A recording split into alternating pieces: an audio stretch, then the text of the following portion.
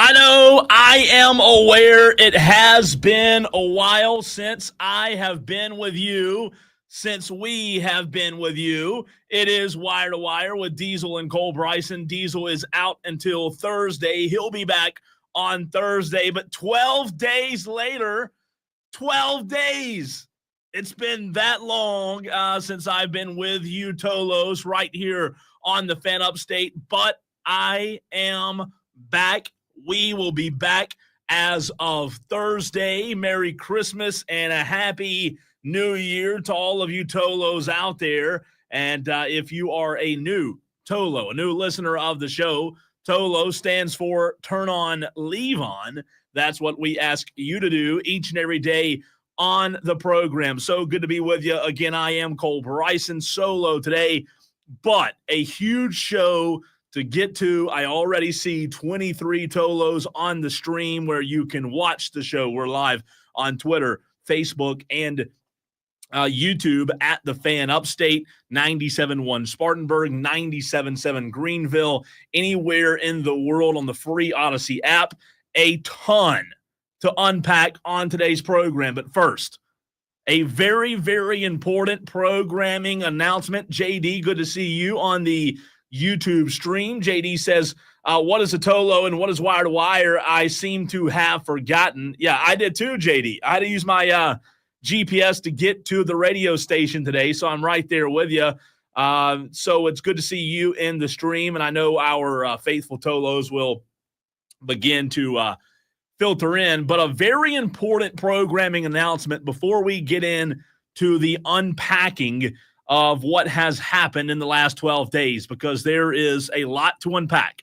And we're going to do a topic roulette, if you will, right here in this very first segment, almost a rapid fire Tolo chooses the topic kind of segment, because there's just so much to get to. And I'm so glad to be with you. Missouri, Iowa on right now. Iowa just scored. It's the TransPerfect Music City Bowl. That game has a minute 59 to go in the first quarter, so it's been on for a few minutes now. But there is a very, very new programming announcement that I want to get to start the show. You Tolos out there across the upstate have always texted 71307 in the past. Well, that is the past. That is no more. So if you're used to texting the show and you're used to texting 71307, I encourage you to simply delete that number out of your phone, get rid of it, delete 71307 completely for good, vanished, gone.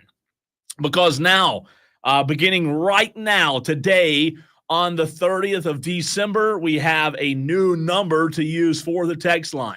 It is the same exact number that you use to call into the show, 844-FAN-PHONE. That's 844-326-3663. Again, 844-326-3663. So many of you Tolos already have the number because you call into the show. So you'll want to save that number in your phone as the new text line. The Tolos out there already taking advantage of the new phone number on the text line. I'm looking at it right now, and we already have several Tolos on the text line getting in with the new number. So good to see so many of you Tolos out there. Again, it's the same number to call, same number to text. Really simplifying this thing and making it easy for you Tolos. I'll continue to remind you of that during today's show, as well as the rest of this week, and as we start the new year in just a couple of days, because obviously a lot of you guys have texted the show before, but we don't want you texting the old number and not getting your text read. So be sure to save the new number. A huge response already on the text line, just like that, rapid fire. Here it goes. Again, it's going to take some use. It's going to take me getting used to the new number as well, because for so long, Diesel and I have said 71307, keyword fan. Hey, guess what? No keyword, no fan. You just text the number. That's all you do. 844-FAN-PHONE. That's 844-326-3663. that will also dial into the show as well. If you want to call in, you can do that. So many ways to get in touch with the show. Again, you can also watch the show live on Twitter, Facebook, and YouTube. JD says, yeah, let me go ahead and update the text line in your phone. Do that right now. Update it in your phone because we want you to have the correct number in your phone. Texter says first, texter from the, let's see, 587 was the first one to get in on the new text line. Texter says, Happy New Year, guys. Same to you, Texter, as well. JD says, this is a test. JD, I got it. It worked. TX Experience on the text line says, I've definitely called a few times. TX Experience got your text. It's working. This thing's live, man. This thing's live. We thought it was going to be the first of the year, but the ones involved in the execution of this at Odyssey were a little early, and bam, just like that today, the new text line is ready. So, again, we appreciate you updating that in your phone. Texter says, thoughts on Cam Ward out at halftime. Boy, Diesel and I were talking earlier today, and Diesel said, Cole, you could do the whole show today just on Cam Ward. And he's right. We're going to get to that. I have thoughts. I put some thoughts on Twitter and on the Fan Upstate Facebook page when I watched that game. Definitely going to get to that. So here's what we're going to do in the very first segment. There are like a million topics, a million things to unpack from the last 12 days that I have been off of the air. Clemson, Texas, the South Carolina Bowl game coming up tomorrow. Cam Ward, as the texter just pointed out. Tennessee, Ohio State. What a debacle that was for Tennessee. The ACC being 1-9 in bowl games. We'll get to that. Notre Dame, Indiana, terrible game there. Bowl games, my thoughts on where bowl games are right now in the college football landscape. There are so many topics, and that's what I want to do right here in this very first segment. I want to allow you, the Tolos, to decide where we go, decide where I go during this segment, because there's a lot to get to. I don't want to spend 20 minutes on one topic, because we tell you all the time, you Tolos, the audience, we want you to truly feel like a part of the show. And in order to do that, I am opening it up for you to decide what we talk about in this very first segment. Again, the phone lines are open as well. 844-FAN-PHONE. That's 844-326-3663. You text the same number. If you just tuned into the show, that's how you text the show. So since the texter from the 346 brought it up, let's start with Cam Ward, right? Cam Ward going out at the half. We'll start with that, because that is a topic of conversation that's going to get a lot of traffic today. Before we do that, though, let's go to the phone lines, 844-326-3663. I'm going to step away momentarily, and I'll be back with the caller in just a second. Hey, let me get this call. Hey, let me get this call. What's your name? Hey, let me get this call. Hey, let me get this call. Hey, let me get this call. Hey, let me get this call. 844-326-3663. Rick from Greer wants to chime in. Rick, I hope you had a Merry Christmas and Happy New Year. Good to hear from you. What's up, man? I did, and the Carolina Panthers pulled me back in like an idiot. I feel so stupid watching that game yesterday. Why is that, Rick? Why'd you feel stupid? Did you see the score? Oh, yeah, I saw the score. I followed along and watched some of the game as well on Red Zone. They couldn't do anything. But are you surprised? You're surprised, Rick? It's the Panthers. It's the Panthers, but they pulled me back in by beating the Cardinals and looking decent against Cowboys. I mean, they're the same team they were last year, and they're going to be the same team next year. That's all I got to say. Bye. Thanks, Rick. 844-FAN-PHONE, 844-326-3663. Rick and Greer upset with the Carolina Panthers. And, again, it's the Panthers, so no real surprise there. about Rick's frustrations. Again, that's a topic of conversation as well in this very first roulette segment. I don't know if your roulette is your game or your thing or not, but that's what we're doing. If you just tuned into the show, so many topics to unpack. We are going to do our best. I say me. I'm going to do my best to get to all of them, and then we'll settle in the very next segment because we've got to settle in on some topics. But there's so much to get to. Brian on the YouTube stream says, "Missed you, crazy Tolos." Brian, we missed you as well. It felt like 2 years. It was 12 days since I've been on the air right before Christmas, so it's good to be back with you right here on the Fan Upstate. All right, so Cam Ward, that was the first text that came in from the 346 phone number on the text line, the new text line, by the way. I think it's absolutely embarrassing. I put on Twitter and Facebook on the Facebook page at the Fan Upstate when it happened that Miami was a joke and that Cam Ward was a joke. I think that what you saw, and I know everybody has a different opinion on this, but I think what you saw was that the day after Christmas? All my days kind of run together, nobody really knows what day it is today. The week between Christmas and New Year's, I don't even think there's days, but whatever day that game was played, I thought it was just downright embarrassing. And I think that that's what you're going to continue to see more and more of. I think that it's a terrible look for Cam Ward. I think it's a terrible look for Miami. And I think that it shows where we are with college football. Cam Ward, if you do not know what happened, if you're not aware, Cam Ward played in the first half of the game on, what day was that? I can't even remember what day it was. Anyways, that's not important. The first half of the bowl game, Cam Ward played. Looked really good. Slung it around, right? Miami was winning, and that was on Saturday, by the way. Cam Ward decided at the half to sit out. He was 12 of 19, 190 yards, 3 touchdowns, 0 interceptions. He was absolutely playing phenomenal football on Saturday night against Iowa State. And at halftime, the audience, the general public, you Tolos, didn't really know what was coming. And we didn't see Cam Ward in the second half. We saw Emory Williams. And Emory Williams, who most people probably have not heard of, was downright embarrassing hard to watch. 5 of 14, 26 yards. He averaged 1.9 yards per play, 0 touchdowns, 1 pick, QBR of 16. A huge, huge drop-off when Cam Ward decided not to play.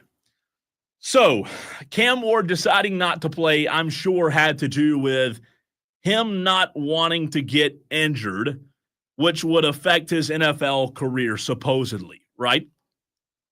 However, my biggest problem with decisions like these in today's era of college football is you, Cam Ward, and anybody else that goes down this same road, you are getting paid a lot of money. Miami and their collectives paid you a lot of money to come play football, right?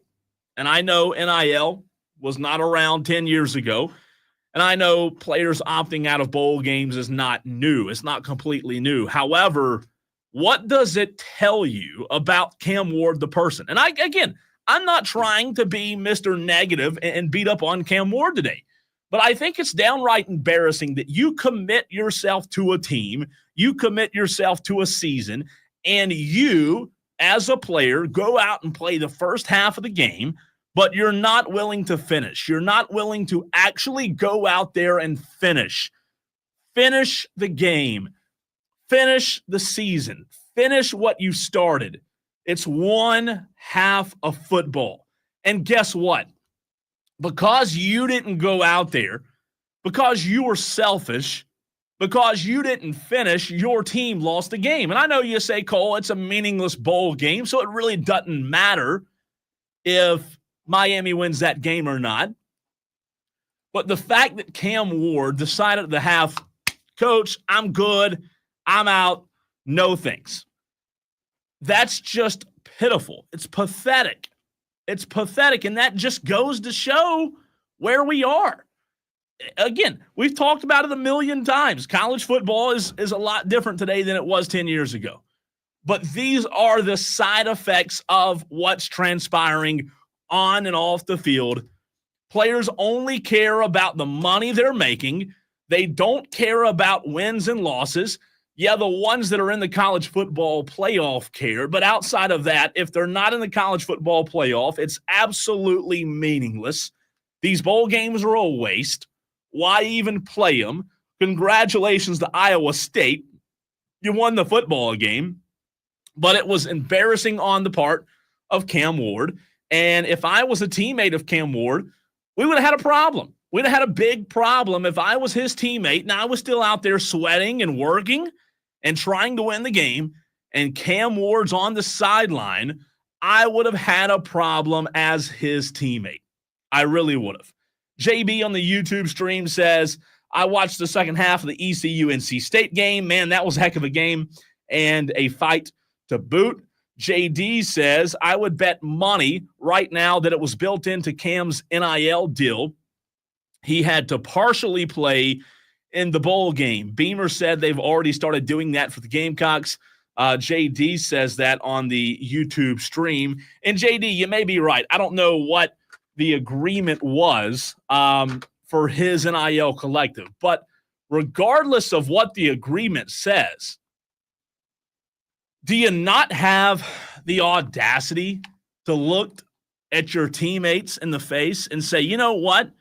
I know that we're not playing in the college football playoff. I know that we didn't end the season on a high note and we didn't end the season the way we wanted to. But you know what? We've worked hard and I'm going to finish for you guys. But he didn't do that. He didn't do that. He's decided to stand on the sideline and watch. Last drive, no, I'm good. I'll stand on the sideline and I'll let my team lose because I'm going to the NFL. I think it's pathetic. You may agree, you may disagree, but I just think it's quite pathetic. Texter says, what's up, Cole? Texter, good to hear from you. Texter says, this from the 978. Hello, Cole. All this Cam Ward controversy, who cares, really? It's the Pop-Tarts Waste Management Garbage Bowl.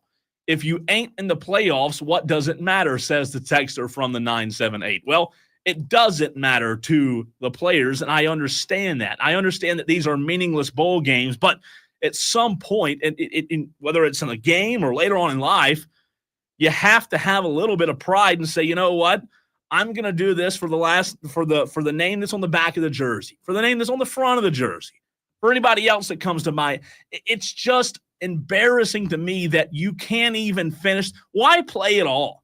I say don't even play the first. If you're going to do that, don't even play the first half. It's a waste. Don't go out there for a freaking half and play and look really good, by the way, and then at halftime say, I'm good. Corn Chip on the text line, the new text line, by the way, 844-326-3663. Corn Chip says, happy holidays from somewhere in Virginia on our way home. No stop at Carowinds this time. Corn Chip, good to hear from you. Happy holidays, Merry Christmas, and a Happy New Year to your family as well. Appreciate you listening on the free Odyssey app all the way up in Virginia. Texter from the 587 says, would you take Shedeur Sanders or Cam Ward for Dallas in the first round if they're available? The Panthers have to get defensive help in the draft, says Texter from the 587. Yeah, the Panthers do need defense. That was shown yesterday. Again, Shedeur Sanders in the draft is interesting. Cam Ward, I don't know where those two fall on the latest boards, but I would say that both of them are going to go top 5. And again, I don't know if you might be nitpicking right now if you're picking the better one. I'd probably take Cam Ward if you asked me. But after what I saw Saturday night, I don't know. Again, I know he's not going to quit in the NFL, but what does that say about the character of somebody? I just don't like it. Joey says, excuse me, get a drink of water. Joey says, Rick has lost his mind. if he thinks this is the same team from last year. Excuse me. Joey also says that was a B move. I say B because I can't read the rest of the word. That was a B move by Cam Ward, says Joey. He'll wash out in the NFL in 2 years. I don't know, man. I think he'll still be an okay NFL quarterback. But again, it comes down to character for me. What does that say about the character of a player, of a person? If at halftime you just say, hey, I'm good. I'm going to peace out of here. And, you guys, best of luck to you in the second half. All right, we're going to go to the phone lines in the next segment. We have 2 callers on hold, 844-FAN-PHONE. Also want to remind you, because JB just asked about it on the YouTube stream, there is a new text number. It is no longer 71307. And thank you, JD. We are going to update that on the stream as well.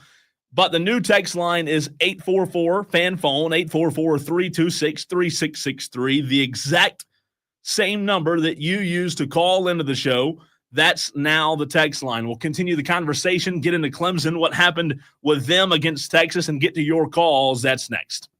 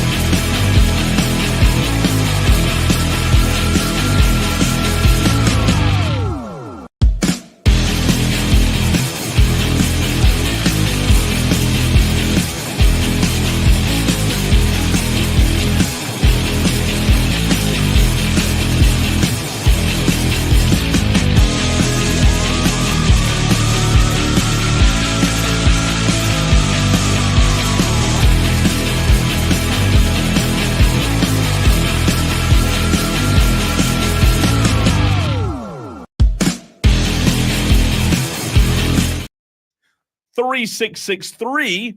It is all in one. Text or call. It doesn't matter which one you're going to do. You use the same number. So if you previously had 71307 saved in your phone, delete that sucker. Get it out of there because you now text the show with the same number that you call the show, 844-326-3663. Phone lines are open as well. And speaking of that number, speaking of the new text line, let's go to the phone lines where Madcraft, mad about everything. His name has changed several times, but Madcraft wants to weigh in on the, I assume, since he's a Miami fan, Cam Ward discussion. What's up, Madcraft? Yeah, Cole, I want to learn you how to stop living in the past like Dabo for a minute. If you'll give me that opportunity. Learn me, Madcraft. No, tell me, learn me. No, I just want you to think about this for a second. 10 years ago, when players were opting out of bowl games, everybody was ticked off about it, right? And we would literally pull up every name and we would slander that player for pulling out. But fast forward to last year, and a player opts out, and you go, "Oh, he's opting out." That's how normalized it's gotten. And now that the NIL and money's in it, it's more than a business than it's ever been, right? So it's like you said, Cam didn't have to play at all, right? Why did he? To the people, huh? Why did he? What's the point? What's the point of even playing the first half? I mean, why can't he? Yeah, but what's the point? What does it mean to go out there and play a half and then stand on the sideline like a sourpuss the second half and so just watch your team lose and blow a lead? I don't think you understand why he was on the sideline for the second half. That was planned. Yeah, I know it was planned, but I still think it was a joke. I don't care if it was planned or spur of the moment. It was terrible. It's pathetic. I would not have had as much of a problem if he just didn't play at all. Just don't play at all. Don't go out there and play and then watch your team blow a lead in the second half and do nothing about it, man. It just rubs me the wrong way. Yeah, well, I get it, but at the same time, if he had stopped playing in the second half and then come back in the fourth quarter, that would have looked even more weird. I know, but don't stop play. You're out there to win. You're out there to finish. Hey, if it were somebody else that have done that wasn't a Miami player, would you have felt the same way? No, not at all. But that's what I'm saying. You have to understand the situations. The situation of the matter is that he didn't have to play. He chose to play. He chose to, and he played for his team for the first half. Oh, wow. First half. That really says a lot. Yeah, if I'm a teammate, though, he did. And then what he wanted to do, what Miami wanted to do, was try to give Emory Williams some time to see how he could adjust in our offense, because he's probably going to be our QB next year. Oh, God. So he was trying to get him reps.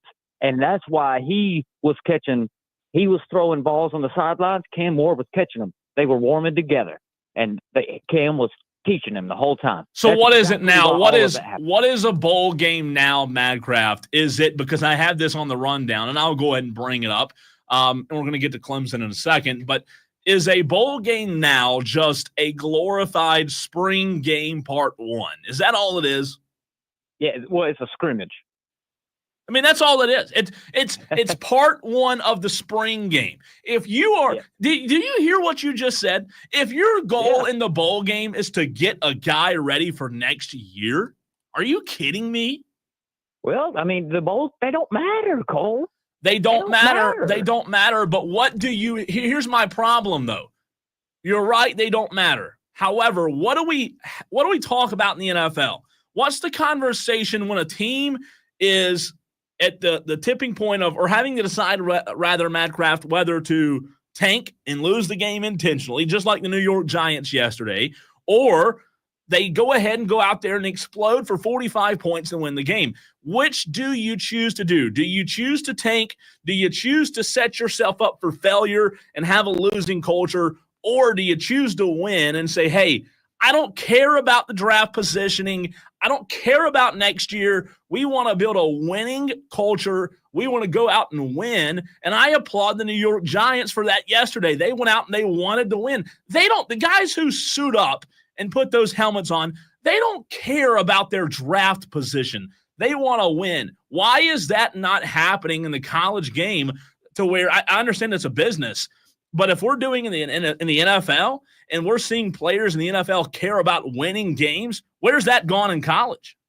Yeah, but that's the wrong comparison to make. The comparison you should have made is how come you don't complain about people that hold out in the NFL, like they hold out when there's a contract dispute, they don't play. We don't complain about those. We just go, oh, they're holding out. We do complain. We absolutely complain. You don't slander them like you slandered Cam Ward. Well, again, and let me tell you this: Xavier Restrepo, our number 1 1,000-yard receiver, he didn't play a snap at all. Nobody said a word about him. Because he didn't. Make it make sense. I told you. I just said if he didn't play at all, I wouldn't have had as much of a problem with it. But the fact that he comes in. So he tried. So he tried a little bit. He tried a little bit. Congratulations, Cam. Played a little bit. Congratulations, Cam. You did good, buddy. You played a half a game. And then in the second half, your teammates who were out there trying to win the game, they had to look over on the sideline and see you standing there. Good job, Cam. And every single one of them had no problem with it. Oh, bull crap. You don't know that. You don't know that. None of them had a problem with it. They all understood what the goal was, Cole. What's the goal?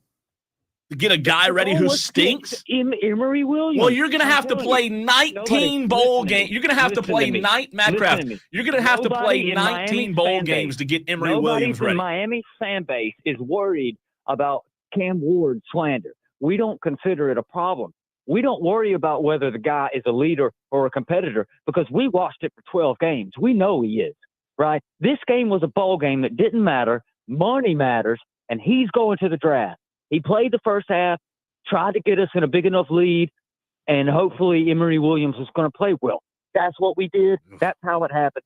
That's how the future is. What a joke that is. What a joke of a thought process and culture that is. Hey, let's play our quarterback for first half to get a big enough lead. Maybe we'll survive, and we didn't. That's just a terrible mind. What happened to going and winning the game? But Madcraft, I understand look, I get it. You're a Miami fan. I get it. I appreciate your thoughts. 844-FAN phone, 844-326-3663. Really good stuff there from Madcraft. By the way, if you just tuned into the show, the phone line, 844-FAN phone that I just read out, it is now the text line as well.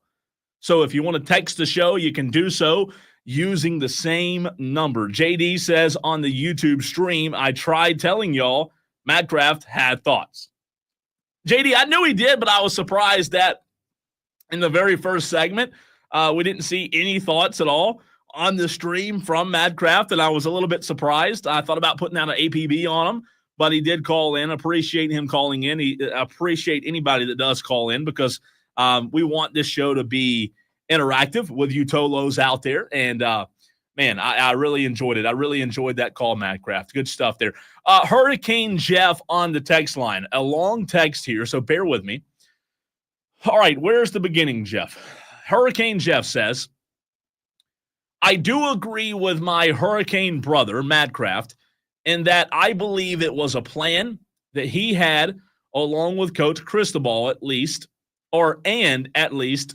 believe that Cam Ward would be a better professional quarterback. I believe his talent and composure level is better than Shedeur Sanders or any other quarterback that may be in the draft. And I agree with you there, Hurricane Jeff. I said that in the last segment that I do believe I would pick Cam Ward over Shedeur Sanders. I think that would be if I were having to pick between the two, I'd go with Cam Ward. Look, I think he's a heck of a player. I think he's a heck of a talent, and he may be a really good quarterback in the NFL. I just don't like what he did. I don't like what it portrayed. And again, maybe some of his teammates understand, but I would be willing to bet that there are also a few of his teammates who were out there trying to win the game that off the record would say, you know what? It'd be nice if our quarterback would come out here and help us win this game. Because like I said, Emory Williams ain't it yet. They've got a long way to go, and that was just downright embarrassing in my mind. Trey on the YouTube stream says, you still have 71307 on the video screen. Yes, we do know that, Trey. We're working to get that changed, so bear with us. We will be working to get the stream updated as well. Thank you for pointing that out, Trey. New text line. It is no longer 71307. It is 844-326-3663, the same number you used to call the show. So much to unpack. Texter says, this is Jersey Joe.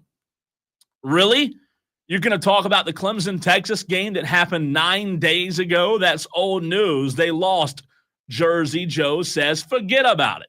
Well, Jersey Joe, we can forget about it. However, I believe Jersey Joe, and I could be wrong here, I believe that half of our audience is Clemson fans, and the other half is Carolina fans who hate Clemson, so they probably want to talk trash about Clemson. So if that's the case, Jersey Joe, by the way, I appreciate you listening to the show. Since that happened 9 days ago, we can't talk Clemson football again until next August, right? Is that how that works? I mean, we're going to go 9 months without talking Clemson football because the game ended 9 days ago. Texter says, you know good and well if Madcraft was talking about a player sitting out from another team, he would be slandering him, says a texter. Sorry, Miami Homer. Learn how to, let me click on the text, learn how to finish out a season from the 270. Man, I like that text. I like that text a lot. I asked him that text, or asked him that question on the YouTube stream earlier when we had him on. So taking shots there at Madcraft. Wesley Roberts, good to see you in the Facebook stream. He says, Jersey Joe, your season ended much longer than 9 days ago, FYI. Taking shots back at – see, that's why I like Wesley Roberts sticking up for me on the Facebook stream. Maybe a little Clemson, Carolina hate there as well. I love it. Appreciate you listening and watching as well, Wesley, on the Facebook stream. So, again, I know the Clemson game, Jersey Joe, was 9 days ago. But just in case you didn't know, we hadn't been on the radio in 12 days. I have not been on the radio in 12 days. So, we will, if it's okay with you, Jersey Joe, we will get into Clemson, Texas. My thoughts on that in the very next segment, or we'll go somewhere else. But you, Tolos, you dictate where I go today. I'm following your lead, a lot to get to, but we will get to Clemson, Texas at some point. Try to get to it next. Again, text line is new, a new number, 844-326-3663. That's the number you use to call into the show as well as text the show. We'll get back into the conversation and hear from you, Tolos, next.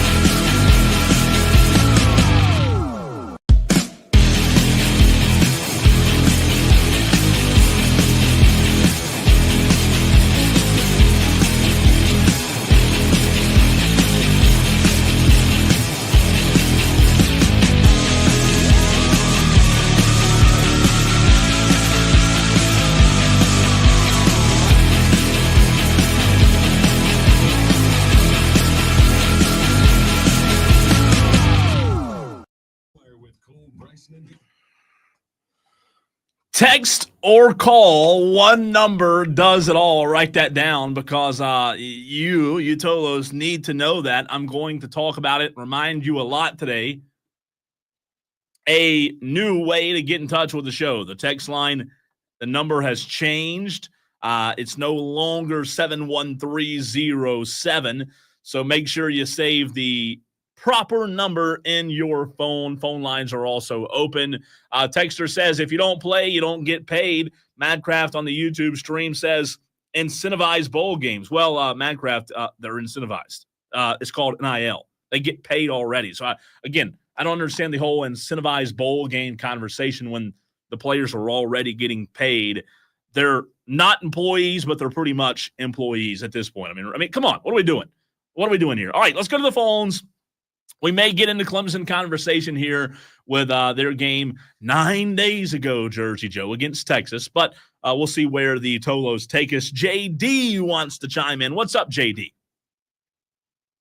Thanks for taking my call, sir. Yes, sir. Thanks for taking my call. I heard the ding a little late. You got me? I got you, buddy. Sorry about that. That's my fault. No worries. Not your fault. Not your fault at all. I'm by myself today, man. There's too many buttons to hit, JD. I'm by myself, and I need somebody to help me hit the buttons. Well, hey, you know what? I'm not far away from the studio, so I can be there within the sake of a lamb's tail, man. I don't know if I'll hit the right buttons or not, but I'll hit some buttons. What's up, buddy? But anyway, so this is what I wanted to say, though, and this is my one question that I wanted to ask. It's weird. It's very weird, y'all. When we come up on these scenarios, though, just a few short days apart. All right, so Cam Ward, he just went in. He just got this record, and then he left his team at the end of the in the second half. So I wanted to ask your opinion, though. What does Saquon Barkley do being 100 yards short of this record next week? There is no reason for him to play. They are the number two seed in the NFC coming up. So, is this conversation going to completely flip because of these different situations that we have, Cole? Well, didn't Cam Ward need 3 touchdowns to break a Miami passing record? Is that right, or am I wrong there? No, he needed 3 touchdowns to pass the entire touchdown. That's right, Division record. I career. Okay, gotcha. Yeah, he passed Case Keenum's 156 touchdown record. But he did finish out playing that half after that. So, but that's my question, though, and that I'll ask that to all the Tolos. I'll ask it to you, Cole. Will it be okay, though, if Saquon plays one half next week against the Giants and he gets 102 yards rushing, but then sits out in the second half? And I'll hang up and I'll let all you Tolos chime in. Okay. This is the pot calling the kettle black here if y'all don't agree. So if y'all criticize Cam for doing this for a half, we got to criticize Saquon for doing this for a half, right? Okay. Y'all be blessed. Not stressed. Thanks, JD. Great call, great question. I will answer it by saying that is a very, very, I'll add one more very what-if hypothetical question because that ain't happening. When's the last time a running back in the NFL got 101 yards rushing in the first half? I'm sure it's been done, but I don't think it happens often. I do not believe that any way, shape, or form Miami, the Saquon Barkley goes out next week and gets 101 yards rushing in the first half and then decides to sit out in the second half. I understand your question, though, JD, but I don't think that's going to happen. I really don't. Again, NFL, college, it's different. The college players are sitting out because they want to get into the NFL, right?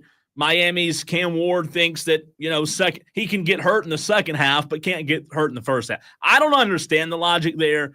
Again, I'm not a player. I don't play Division I college football. I don't get paid millions to play either, like Cam Ward does. But I just think that, hey, if you're sitting out in the second half because you're concerned about injury, you don't think you can get hurt in the first half of football games? Injuries don't happen in the first half of football games. That's right. Well, I'm an idiot. I just spent the entire hour being wrong. That's right. You can't get injured in the first half of play in a football game. The only way you can ever get injured is if you're playing the second half. So that's why Cam Ward decided to sit out. We just wasted an entire hour of the show because I didn't realize that. But now I realize that. You can't get hurt in the first half. It's never happened before, right? So congratulations, Cam Ward. David says, what's up, Cole, on the Facebook stream? Missed hearing you on the air. Missed all of you. Look, I missed the Tolos, man. I missed all of you. It was 12 days, and I missed hearing from you guys as well. It just wasn't the same. It was a nice little break, though, and we also have a little break tomorrow and Wednesday because of the new year, but we'll be back. Deez and I will be back on Thursday and kick this new year off and get you rocking and rolling. We will get into college football, though. What happened in the first round of the college football playoff? Whew, boy, was that a doozy. That was hard to watch. Those first round games were not good, were not competitive. We'll get into that. Also want to let you know that right now, Missouri and Iowa are playing on ESPN. And last I looked, it was 14-14. Let's see. They are showing a replay right now, so the score bug's not on there. But, yes, there's a targeting call, of course. But, yes, it is 14-14. Missouri and Iowa tied with 1 minute and 11 seconds to go in the first half. Also, last thing before we run to a break, I want to remind you, very, very important programming reminder. Well, really two. Beginning in the new year, we have a brand new show, 12 to 3. Rich Eisen is taking over in the slot where Jim Rome is now. So you will hear a new show, a new voice from 12 to 3. And then the second thing, very important, if you just tuned into the show and in previous years, you have typed 71307 into your phone to text the show. Well, that is no longer a thing. You don't do that anymore. We have simplified it. You text the same number that you call the show with. That's 844-FAN-PHONE, 844-326-3663. You call the show with that number. You text the show with that number. What the committee got wrong, first round playoffs, they were a joke. We'll get into that next.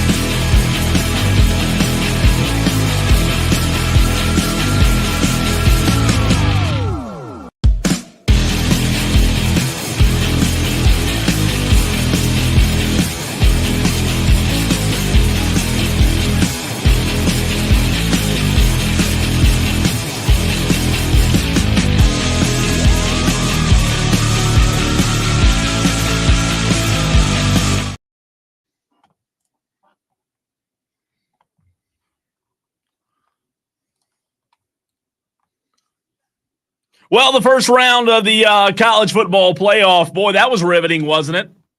I mean, goodness gracious. Did you all enjoy that? Do you realize what we just did? Do you Tolos out there realize what we just did with this much anticipated, highly sought after, expanded college football playoff? I don't know why nobody talked about this, I don't know, a year ago, 6 months ago, 3 months ago. But are we really surprised by the outcomes of these first round games? What I mean is, do you realize what we did? All we did with expanding this playoff, and I know it's all about money. I get that. I understand that. But hey, let's all gather around in a room. Let's all figure out how to make college football a better place. What do y'all think we need to do? What do y'all think would be better for the game? Oh, I got an idea. I raised my hand. I have an idea. How about if we let more teams in that are all worse teams than we had in to begin with? Oh, that's a great idea. Let's do that. Let's expand this thing and let more teams in that aren't as good as the teams we already had in. Well, how do you think that's going to go, genius? How do you think that's going to play out? I'll tell you how it played out. Played out in the 42-17 demo job of Ohio State against Tennessee. It played out in a 38-10 win for Penn State over SMU. It played out in a 27-17 win for Notre Dame over Indiana, and that game was not as close as the score indicated. That game was never close. It wasn't competitive, and it played out in probably the most competitive game of the first round, a 38-24 win for Texas over Clemson. So there you go. There you go, guys. We tried to figure out the best way to make this place.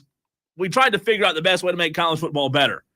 And we decided, hey, let's open this thing up. Let's expand it. Let's let more teams that aren't as good in. Well, guess what you got? You got the teams that aren't as good getting beat pretty badly. I mean, it was terrible. Like, look, I understand the hardcore football fans out there. It's more football.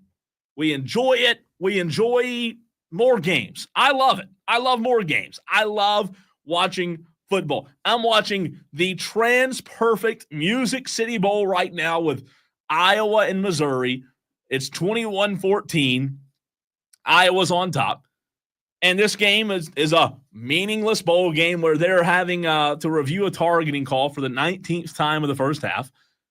But I love more football. I'll never complain about having more football. I am not one of those who say, don't give me football on a Tuesday or a Wednesday. Diesel said it. Other people have said it. They only want their football on Saturdays and Sundays. Not me. I'll have my football any day that ends with Y. That's the days I like my football. Any day that ends with Y, I'll sit down and watch a football game. That's when I like watching football, days that end with Y. So, the first round, you got just that. You got teams that were higher ranked against teams that were lower ranked, and nothing was competitive. So I asked the question to you Tolos out there. I almost slipped up and said the old text line. 844-326-3663 is the new text line, by the way. I asked the question to you Tolos, which stands for turn on, leave on. That's what we invite you to do every day on the show. Was the first round for you riveting? Did you enjoy the experience? It's been 12 days since I've been with you all, since I've been with you Tolos, 12 days since I was last on air. So I want to hear from you. Phone lines are open as well, 844-FAN-PHONE. That's 844-326-3663. We're also live on Twitter, Facebook, and YouTube. You can watch the show there. 82 watching right now. Get in on the comment stream. What did you think about it? How did you feel about the expanded college football playoff that we look forward to all season long, that we Start of the season talking about how this season was the most special season of college football ever because of this newly expanded playoff. And what did we get? We got exactly what we asked for. Teams that aren't as good as the top teams in the postseason. And you're surprised? I'm not really surprised. I mean, in fact, Diesel and I talked about this a few months back. I can't remember exactly when it was, but I asked the question to Diesel probably back in August or September of, hey, Diesel, what happens if when it's all said and done, we have the same 4 teams we had in the past? And I know that's probably not going to happen every year, but what happens if we end up with the same teams? If the 4 highest ranked teams are the 4 left standing, where do we go from here? Was that all just a waste? I mean, again, I'm not complaining about having the football. I'll take it. I'll take the football. But if you sat and watched any of the first round matchups and thought, oh boy, this is a good game. Oh boy, this is competitive. I mean, Clemson, Texas was, again, it was competitive. It was close for the majority of the game. But I just, I don't know. I was very underwhelmed, very, very underwhelmed with what I saw in the first round. I watched it. I was in Myrtle Beach covering the North-South All-Star game, the high school All-Star game. I watched all the games. I liked what Kirk Herbstreit said. And I even tweeted out. I said that, look, the expanded playoff that we waited all year for resulted in 3 first-round games that resulted in a combined score of 118-51. Could not be more of a letdown to what was highly anticipated all season long. I tweeted that out, and look, I believe that. And by the way, Michael called me out. Michael, one of our Tolos, Tolo Mike, I believe, Buckeye Mike. He called me out on Twitter. He said, look, you owe James Franklin an apology. And I very well do owe James Franklin an apology. I mean, they looked really good. They looked really good. Will they do that 2 games? Maybe. I mean, maybe they do. Maybe I have to eat crow when it comes to Penn State. All right, let's go to the text line and see what you Tolos are saying. I got to scroll down because y'all are lighting it up right now. If I don't get to a text, I apologize. There are a lot of text and only one of me. Texter from the 304, I missed this one about 10 minutes ago, asked the question, did Cam Ward get any more money by breaking the record? I don't know if he did. Again, I don't know what's in. JD brought up earlier, like the NIL contracts. I'm not exactly sure what was in his, but I don't know if he got signed. Texter says, Cole, that's right. Nobody gets hurt in the first half. Signed Aaron Rodgers, Mark L. Mark L, appreciate you texting the show. He says, I'm driving, sent from my car, Mark L. Oh, is that one of those? You have one of those smart cars, Mark. Is that right? Have y'all heard about that? Or am I going crazy? Like your phone will automatically send a text when you're driving that says I'm driving, sent from my car. So Mark L., whatever smart car you have, congratulations to you. I just read your automated I'm driving text on air. All right, let's see what this – goodness gracious, this is a long text here. I don't even know. It's just so you know, when you text the show a paragraph or 2, it gets split up into like 4 to 5 different texts. So I'm sorry. There's literally 1, 2, 3, 4, 5, 6 different texts. Texter from the 449. I'll try my best to get to this. It's all over the place because, again, when you text a long message in, we don't see it all as one. It splits it up. So if you want to call in, you can. I'll try my best to decipher the long text. It's not your fault. It's just the way our texting, it breaks it up. So I'll try to get to that. 30 college football games in the first 10 years of the playoffs. 18 games were not competitive, so about right to me. Tired of hearing the narrative that they have to be close games. It's football, bro. Again, I get that. You're not going to always have close games, but For it to be the very first year of the expanded playoff, all I'm getting at is that it was very, very, very disappointing in my mind. Again, I watched all the games. I enjoyed the Clemson-Texas game, but the other games not so much. Indiana-Notre Dame was what, Friday night? Friday night, I believe. And that game was never close. Notre Dame looked really good. I was impressed by what I saw from Notre Dame. Not sure if that'll continue against Georgia in the very next round in the Sugar Bowl. But look, Notre Dame looked good to me. They impressed me. Indiana did not. Indiana played 2 games this year where they played tough opponents. And it was against, Ohio State and Notre Dame. That's it. Those were really the only, unless I'm wrong here, I'll look. But to my knowledge, Indiana played. Again, this is what I'm talking about when I talk about these teams getting the playoff, expanding it. Congratulations.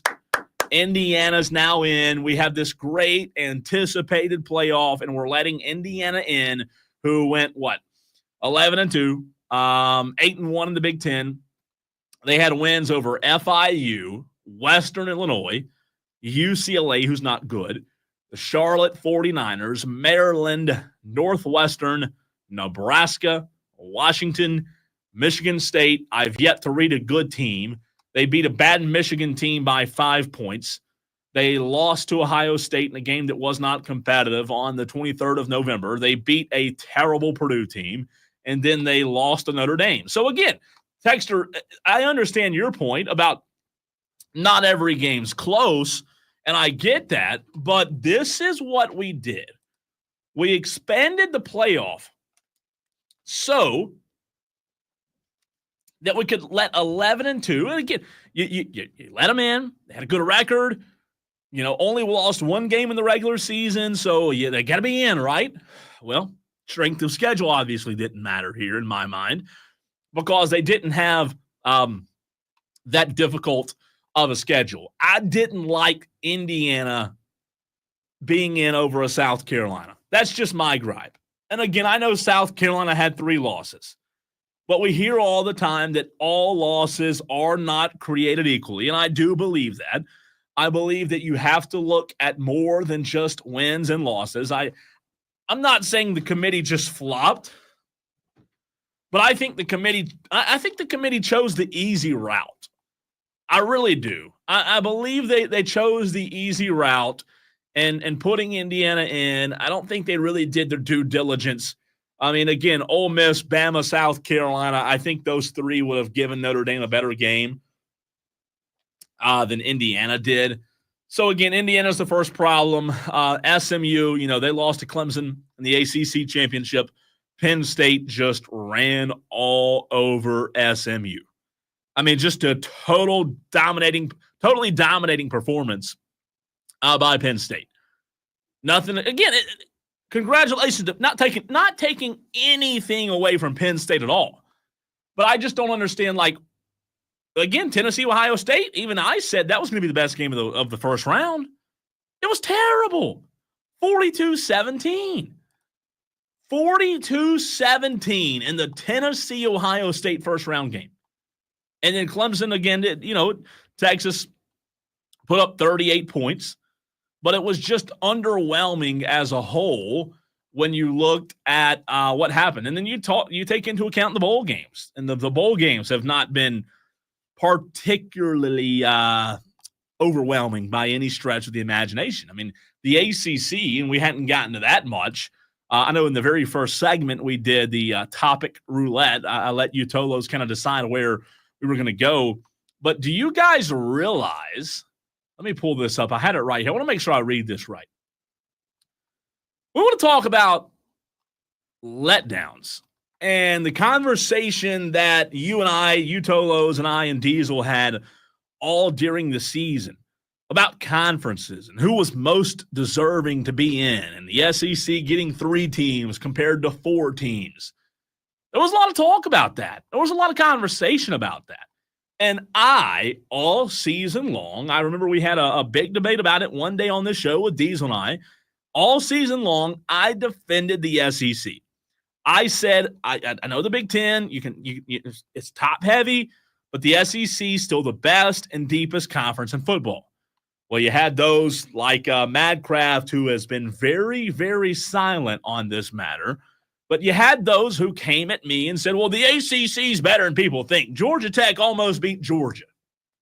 Well, if the ACC is better than people think, what did the ACC do this postseason?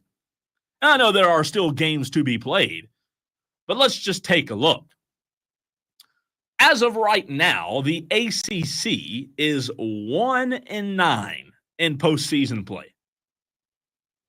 Again, the ACC is 1-9 in postseason play.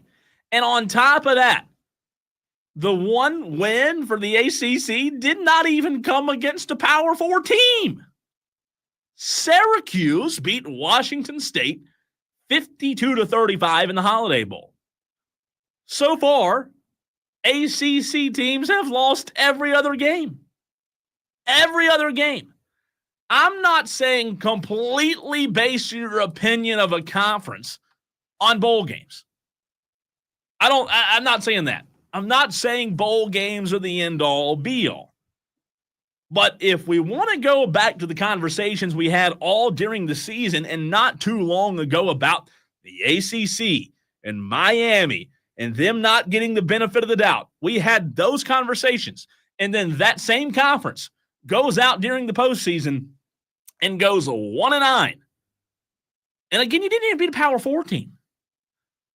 What are we talking about here? Where's the conversation now? Where's the ACC conversation now at?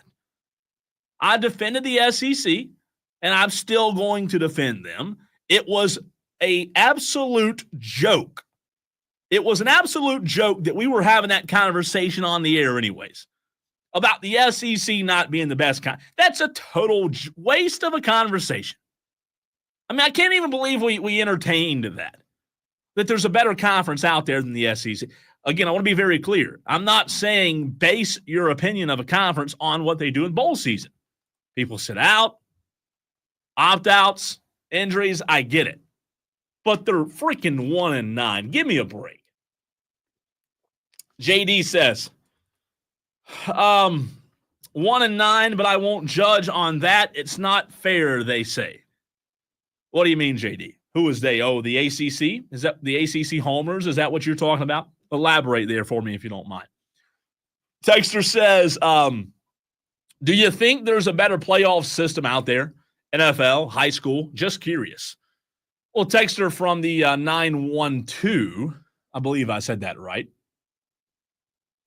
Oh, I'm sorry, 491. Texter from the 491. The letters are small, or the numbers are small. I'm sorry. I think do you think there's a better system out there? Diesel and I have talked about this a lot. What I find interesting, to answer your question, Texter, I find it very interesting that when we get to December and January in the NFL, we're not talking about off-the-field conversations. We're not fussing about who got in and who didn't. When it comes to the NFL, we're having conversations late in the year about who we think is going to win the game, who we think is going to win the wild card game, who we think is going to go to the Super Bowl. We're actually talking football. We're actually talking X's and O's. My problem with college football, and I know it's not a problem, it's not a real problem because all it does is drive revenue. We have shows that talk about it on a weekly basis where we unveil the top 12. The problem with me, though, as Texter, we're talking about who should be in and out more than we're talking about the actual games. That's my problem. When it comes to the NFL, to answer your question, yes, I do think the NFL's playoff system is better because we're not having the conversation right now as to, why aren't the Miami Dolphins getting in? How ludicrous, how crazy is that the Dolphins aren't going to be in the playoffs, in the postseason? We're not having that conversation. So that's my biggest issues. I want to be able to have the conversation of X's and O's. I want to be able to feel like the best teams got in. I said that a million times leading up to the postseason. I want the best teams in. Diesel, Matt Smith, Sports Talk Media Network, they all said, hey, ho, let this thing play out. Well, guess what? It did play out, and it sucked. It sucked in the first round. There was no close games. Nothing was competitive, so there you go. It played out, and it sucked. We're not getting anywhere. This is not basketball. This is not a 5-on-5 sport. It's an 11-on-11 game where when you continue to expand the postseason and let teams in, who are inferior opponents, all you're going to do is see more blowouts. All you're going to do is see more games that aren't close. I'm not sure why that logic is hard for some people to wrap their mind around, but if they're not ranked as high, you start getting up to 16, 17, 18 teams, well, they're probably not ranked as high for a pretty good reason. They're probably not ranked as high because they're not as good. Well, what do we do? What do we do to fix? Well, let's just take that team that's not as good and make them play a team that's better, right? No, it's not basketball. It's not 5-on-5. I know in basketball in March Madness you get upsets, right? You have those Cinderellas. But in my mind, and again, I could be wrong here, football is different. You're not going to see a Boise State or an SMU make a Cinderella-type run at the national championship in football. I don't know, as long as this playoff is in existence, I don't know if you'll ever see a G5 team win at all. I mean, what are the chances that Boise State wins at all? I mean, look at the Vegas odds. That'll tell you. So again, we're letting these teams in for what reason? These G5 teams should have their own playoff, just like the FCS does. We're letting these teams in to be able to go play in one more game where they're going to get beat by 35. I don't think Boise State beats Penn State. I could be wrong, but I don't think they do. So that's my whole point. Let more teams in. Hoorah. The outcome's still going to be the same. The best teams are still going to be standing at the end. All right, in the very next segment, a little question for you Clemson fans out there on if a change could be coming and should be coming for your Clemson staff, in particular on the defense side of the football. We'll get into that next.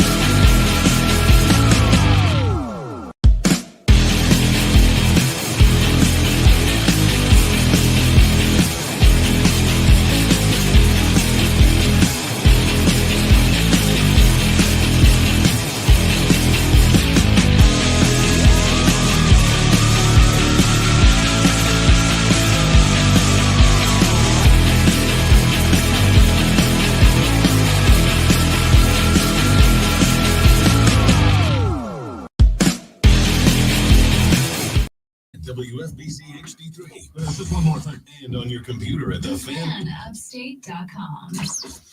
The ball's in your court. Sound off now at 844 fan phone. This is Wire to Wire with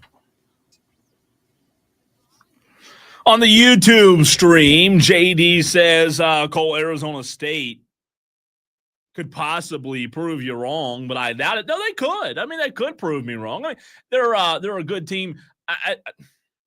My only concern with Arizona State, JD, is they looked really good in their conference championship game.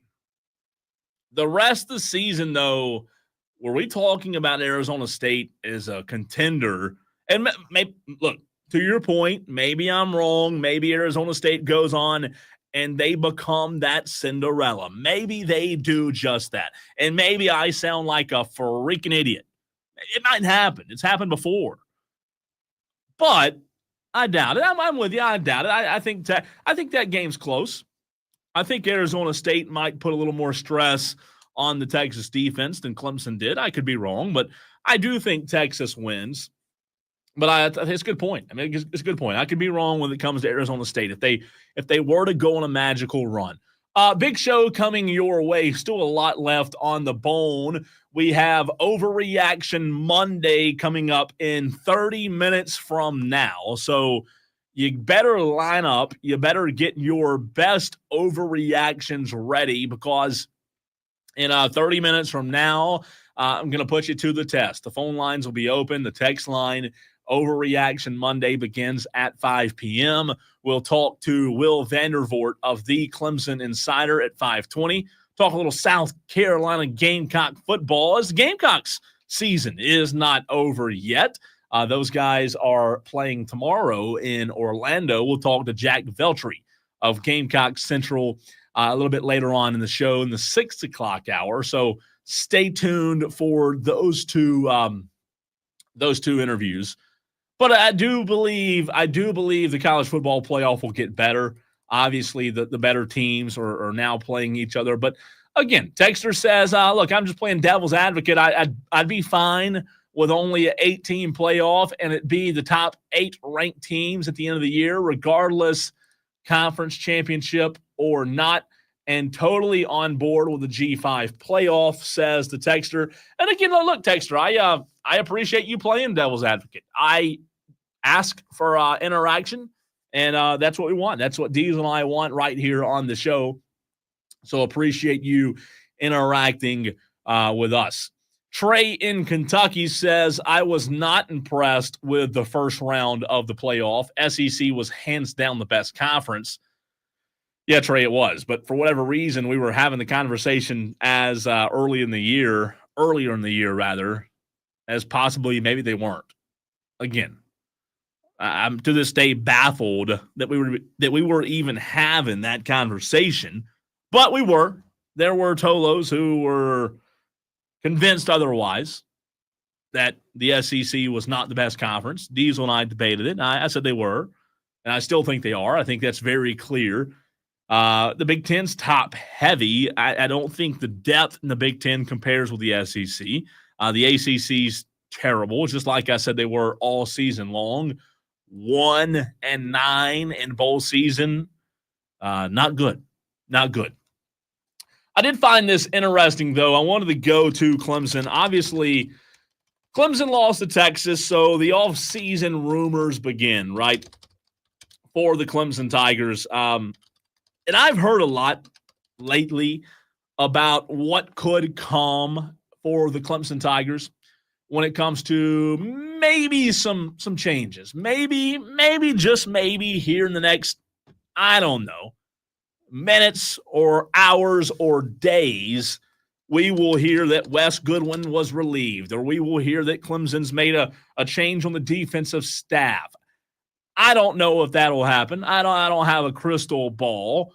I know that Zach Alley in Oklahoma will probably be gone because Oklahoma was not good defensively, and that's Brent Venables. That's his strong suit, right? That's where Brent Venables shines, is on defense, and they did everything but shine this season. on the defense side of the football. So Zach Alley will probably be out at Oklahoma.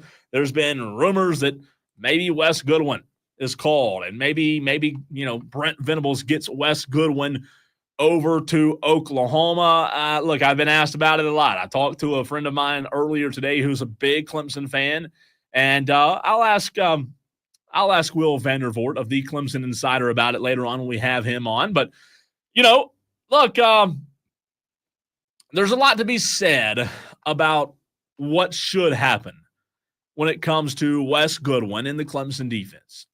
I don't want anybody to lose their job. I'm not one of those who will sit here and say this guy should be absolutely fired and get out of town. I've heard rumors that maybe Wes Goodwin will possibly be heading to Oklahoma to be a part of Venables' staff.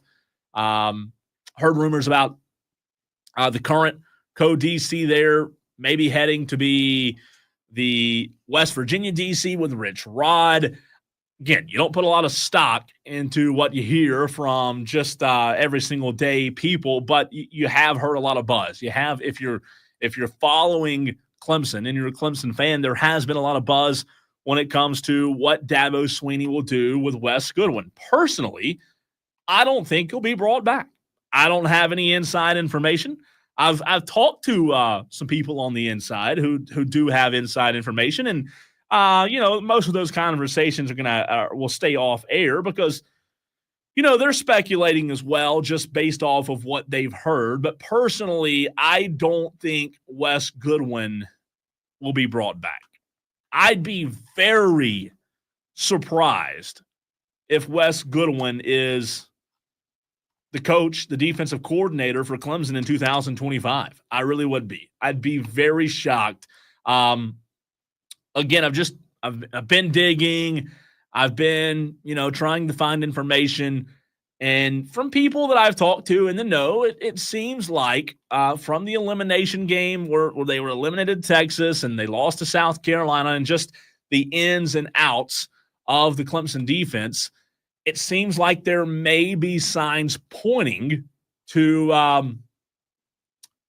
Wes Goodwin being gone. And again, Will Vandervoort of the Clemson Insider will join me on the show later this afternoon at 5:20, right after Overreaction Monday. We'll deep dive into that with Will Vandervoort. But Will did say on record a couple of days ago that we can tell you that we have been tracking this question since the Texas game, and all signs continue to point to Swinney making a change at defensive coordinator. Some of what we have picked up in the last 24 hours has confirmed some of that information we have been tracking over the last week.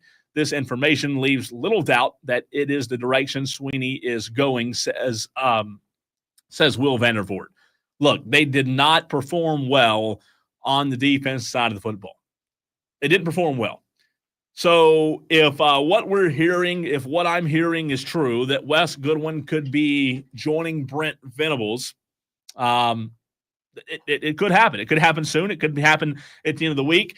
Boomer Bill says Zach Alley is already going to West Virginia. And I'm sorry if I misspoke on that, Boomer Bill. Appreciate you texting into the show. Texter says SEC doesn't win a national championship this year. You think, or who do you think wins it? Texter from the 434 says that. If you don't think it's an SEC team, who do you think wins it? Oregon, Ohio State? Ohio State was my preseason prediction to win the national championship. Obviously, after the Michigan loss, I was a little bit worried, but that was my preseason prediction for my national championship pick. All right, what was I? Back to Wes Goodwin. I do believe that there was a lot of meat left on the bone for the Clemson defense.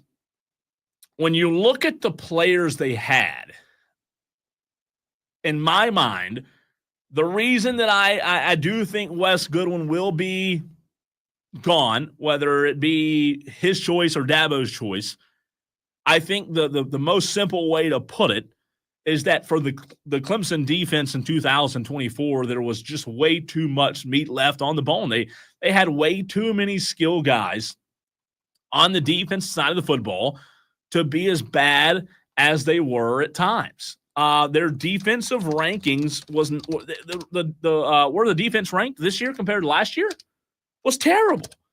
They dropped like a rock. So they have to be better there, and I don't think that Wes Goodwin's the answer. Again, Wes Goodwin's a good coach, but I don't know that he's the answer when you're talking about filling the shoes of a Clemson defense that was really good. Brent Venables did a really good job there with that Clemson defense. So I do think you'll see a change made. Let's see where they finished the season in terms of total defense. 51st. So Clemson finished the season giving up 6.86 yards per play and yards per game, 494 yards per game. So you're talking about a Clemson defense that finished the season around 51st in the country. I don't believe that will be acceptable enough for Clemson to get to where they want to be, and that's why I think you will see a change. The bottom line is Clemson has to do something to get back, to catapult themselves back into national championship contention. They haven't been in contention as of late. And when you look at their offensive statistics this season, it might surprise you because it surprised me a little bit. They were a lot better offensively based on the statistics. And I know statistics don't show everything, but they were a lot better than I thought statistically. So you look at their defense and, boy, it was bad. It was bad. It was not good at all. They have to be better there. All right, we're going to get to the top headlines in sports next. We call them the Daily Wires, but I do want to remind you or inform you, if you just tuned into the program, we do have a very important programming note that I want to share with you before we run to a break. If you, in past days, weeks, or months, or even years, have texted the show and used 71307, I want to let you know that that number is gone. That number is no longer in service, as they say. The same number that you used to call the show, you now use to text the show, 844-FAN-PHONE. That's 844-326-3663. That one number now does it all. You text, you call with the same number, 844-FAN-PHONE. Save that, lock that in so you can text and call me and Diesel with the same exact number. We'll get to Daily Wires next.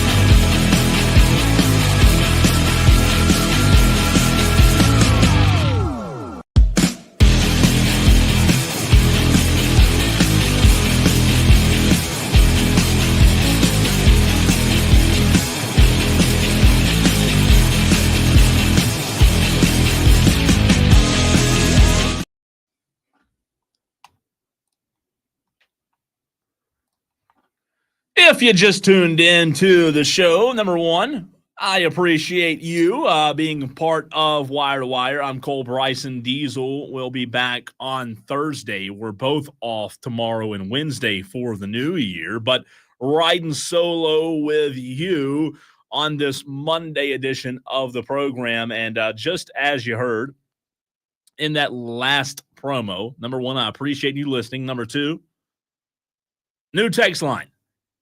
If you're toe-lowing, you may say, Cole, you've said that like 19 times. Well, I have, and I will continue to do so because I don't know the exact numbers, but every 7 to 15 minutes, our audience flips over. We have people get in the car or get out of the car, leave work, as many of you are probably doing right now. So I want to remind you that you can now text the show in a new way, a different way than before. If you texted 71307 in the past, please delete that number. Get rid of it. Throw it in the road. Throw it in the trash. Get rid of 71307 because that number is no more. It's done. It's gone. Dunzo, if you will. You now text the same number that you use to call the show. It's all one number, and it works both ways. You call the show with 844-FAN-PHONE. You text the show with 844-FAN-PHONE. That's 844-326-3663. Put that in your phone. Write it on a napkin. Put it on your refrigerator. Whatever you want to do. That's how you get in touch with us. No more 71307. It's gone. Texter says, hello, is this the Clemson Crisis Helpline? Well, Texter, if you want it to be the Clemson Crisis Helpline, it can be. Texter from the 680. If you want this to be the Clemson Crisis Helpline, if you are a Clemson fan, you can certainly use this number and crisis away. However, whatever you do on a crisis line, I don't know.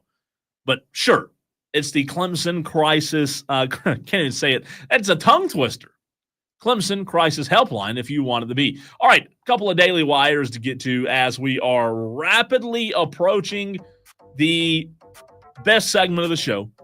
That's debatable. All of them are great, but Overreaction Monday is 10 minutes from right now.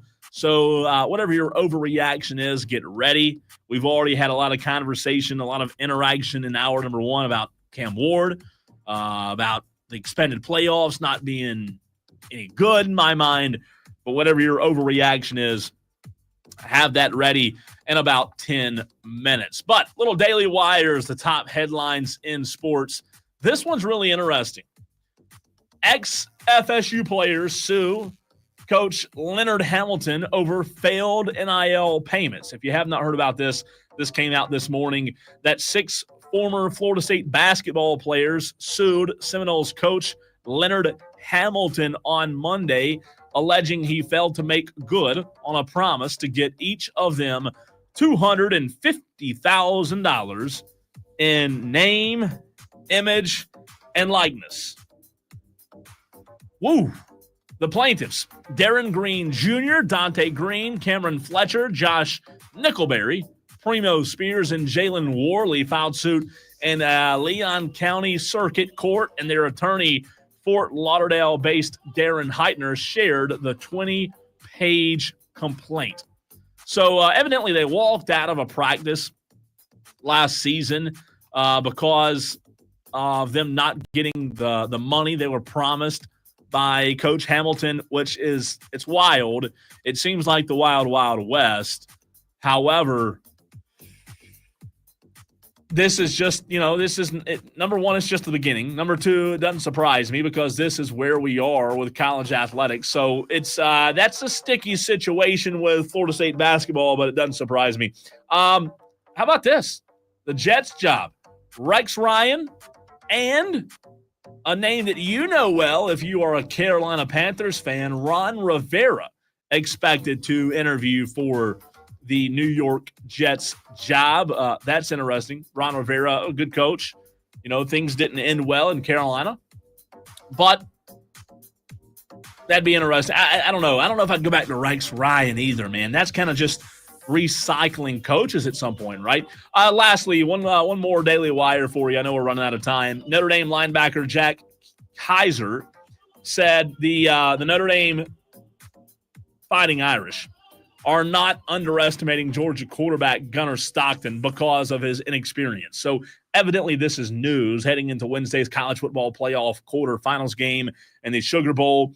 Notre Dame linebacker Jack Kaiser said he's not the veteran guy talking about Gunnar Stockton, but at the same time, he's playing at Georgia. He's their starting quarterback. He was a big-time recruit. I don't think you can underestimate this dude at all, says Jack Kaiser when talking about Georgia's backup quarterback, Gunnar Stockton, who will be playing for Georgia in the All-State Sugar Bowl. We'll get to that. We'll get to the matchups tomorrow, New Year's Day, in the very next segment, as well as your overreactions. Phone lines are open. Text lines always open. Same number. Does it all. 844-FAN-PHONE, 844-326-3663.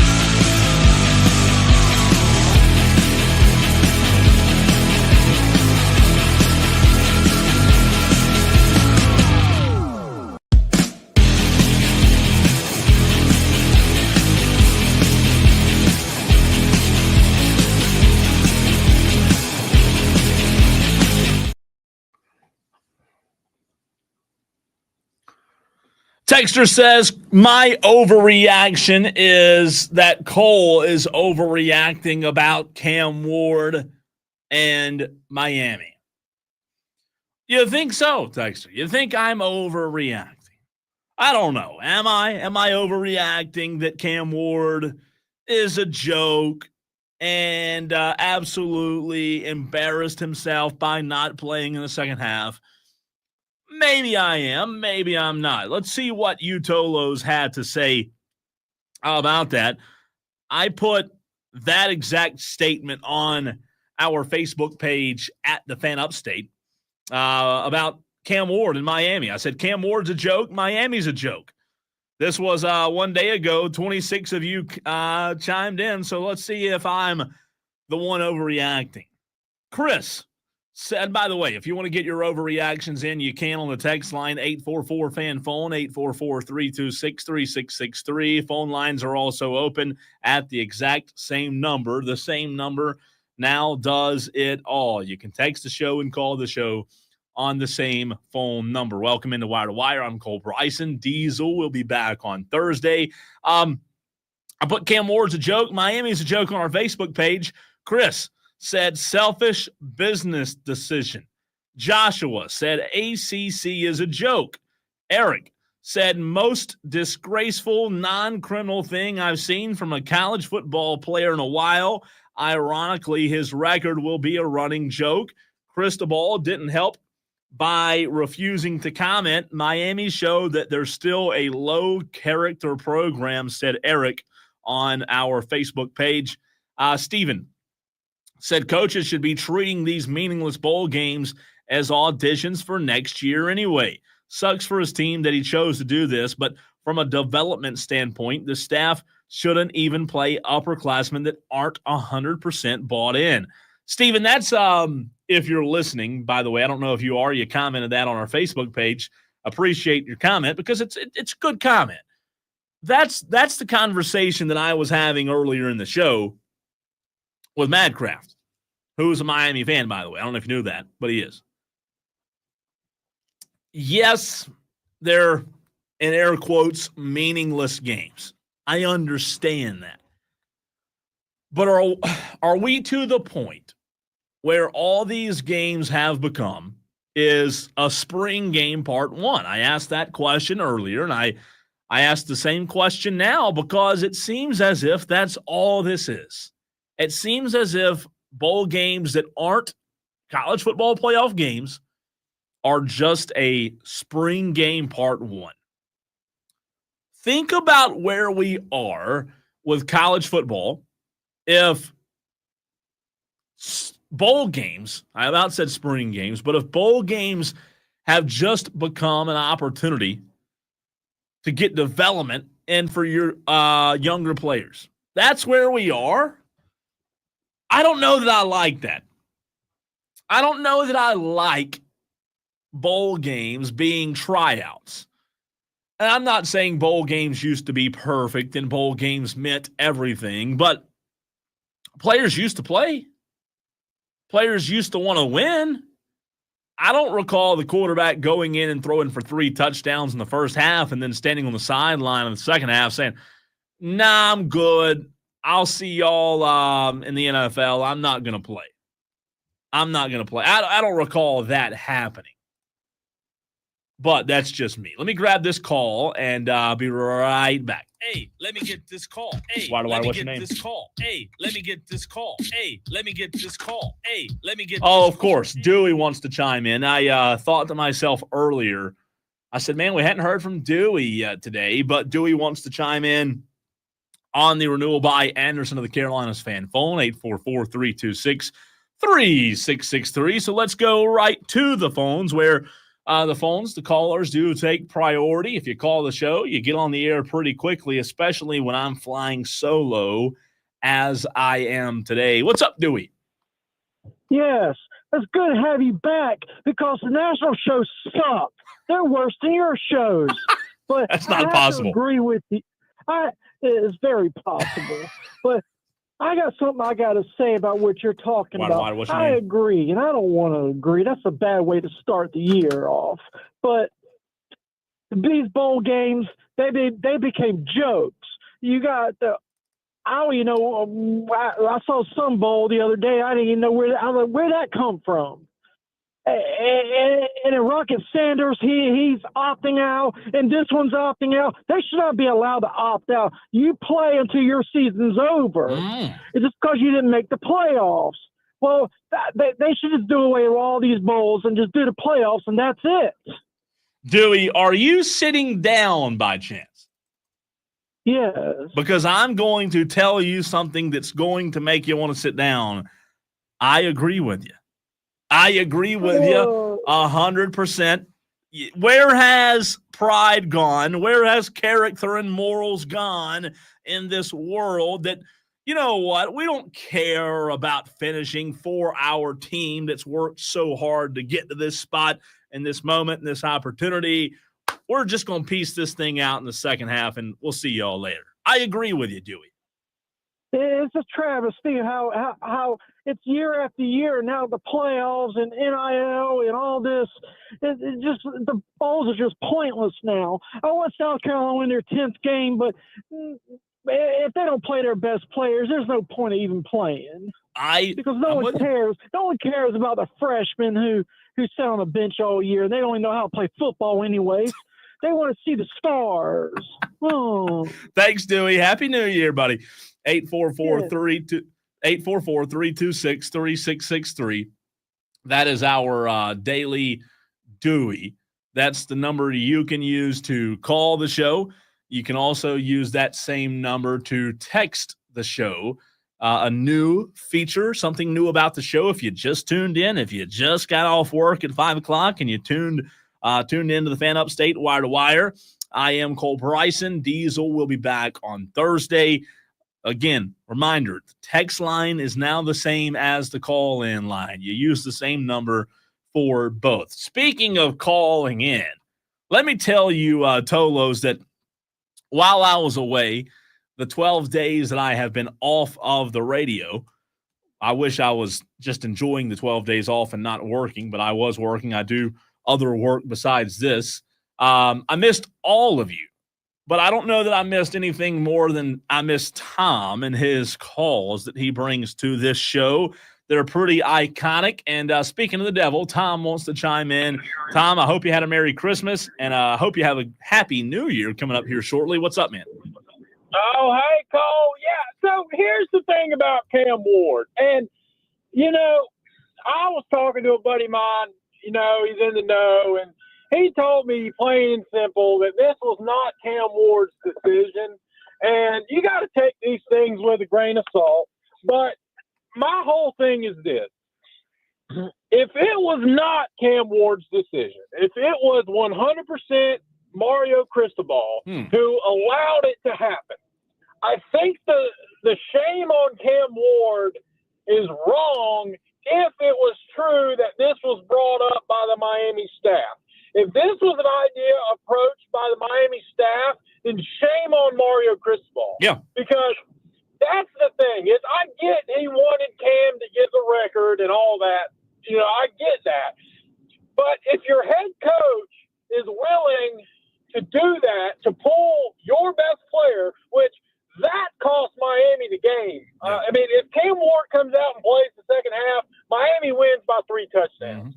And I mean, I get it from a player standpoint, but if you're going to play, you play the game. And if Mario Cristobal told Cam Ward, you know, thank you, you're done.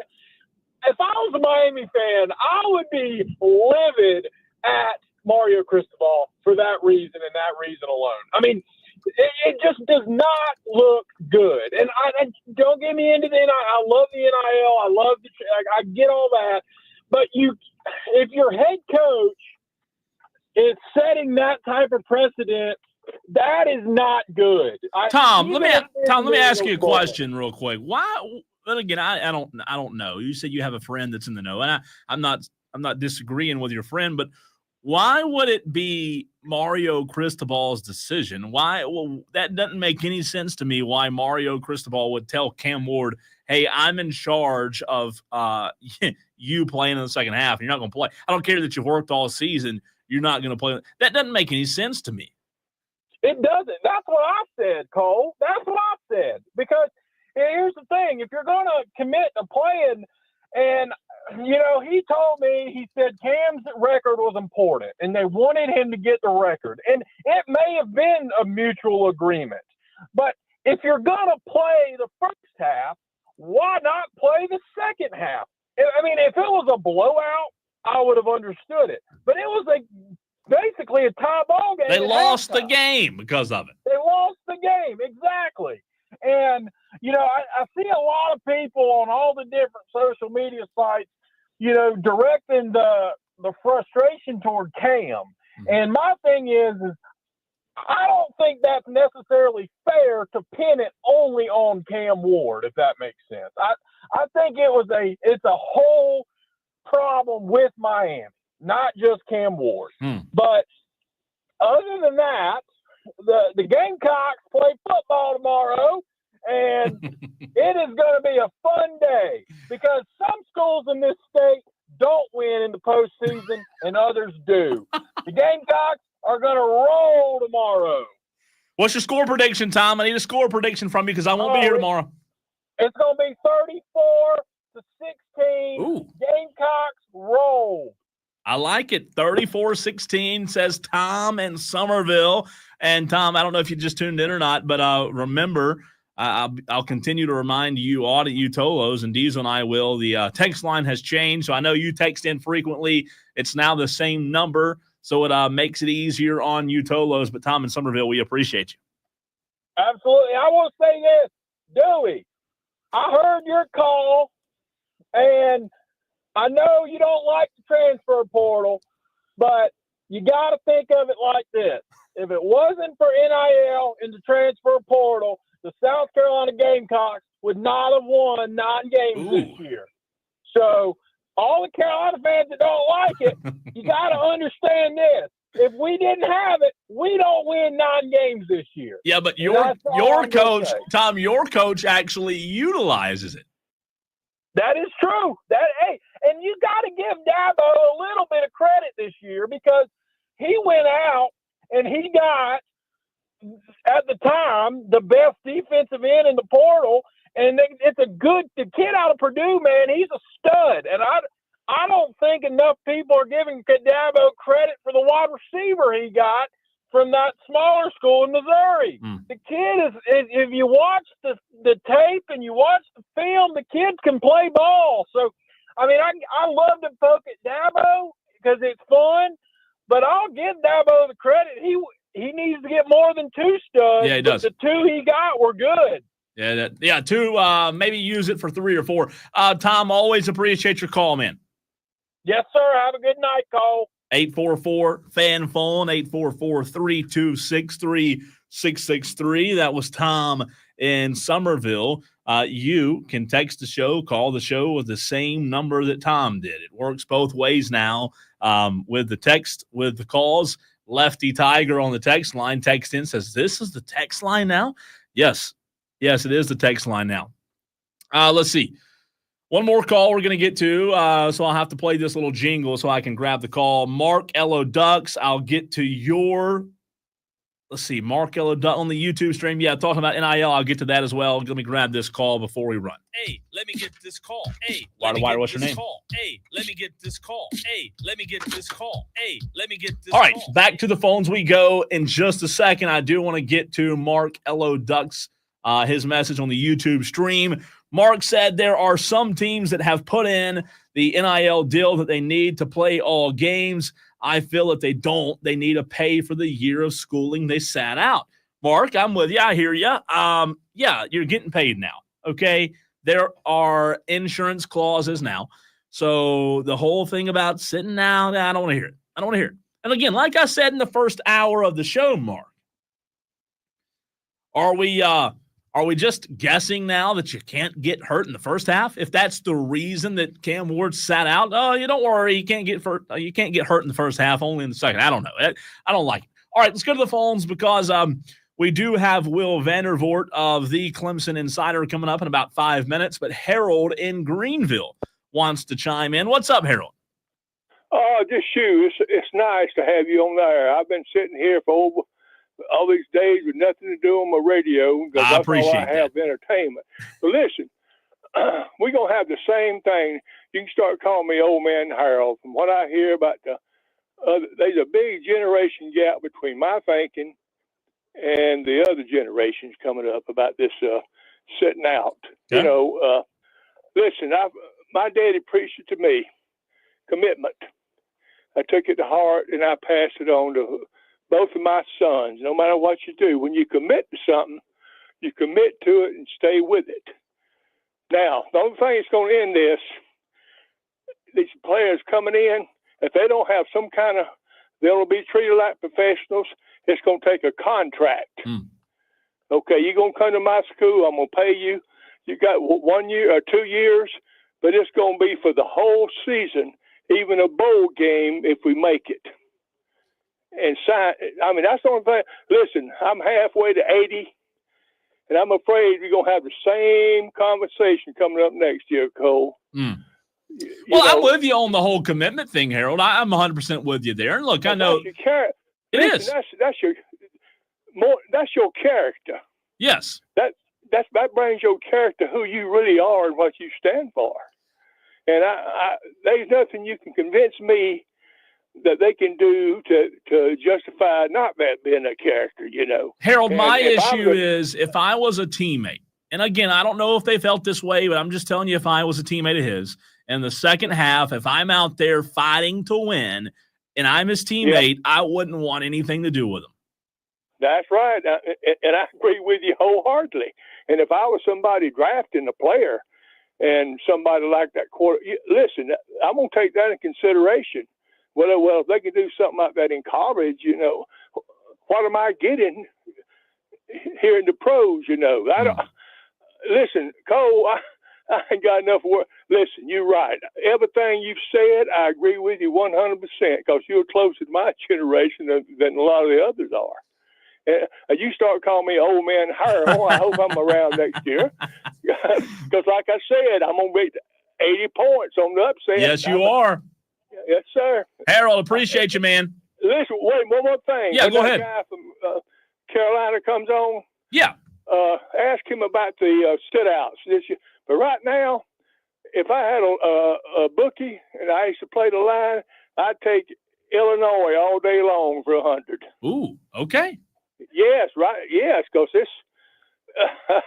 Anyway, I'm going to be sweating it out tomorrow. I appreciate it. I love Tom, but I'm afraid he's in for a rude awakening. That game might be a field goal, a 4-point game tomorrow. Thanks for the call, Harold. Always appreciate you. 844 fan phone. Harold's the best. All right, we're going to run to a break. Talk Clemson on the other side. To put a bow on the season, we'll do it with Will Vandervoort of the Clemson Insider next.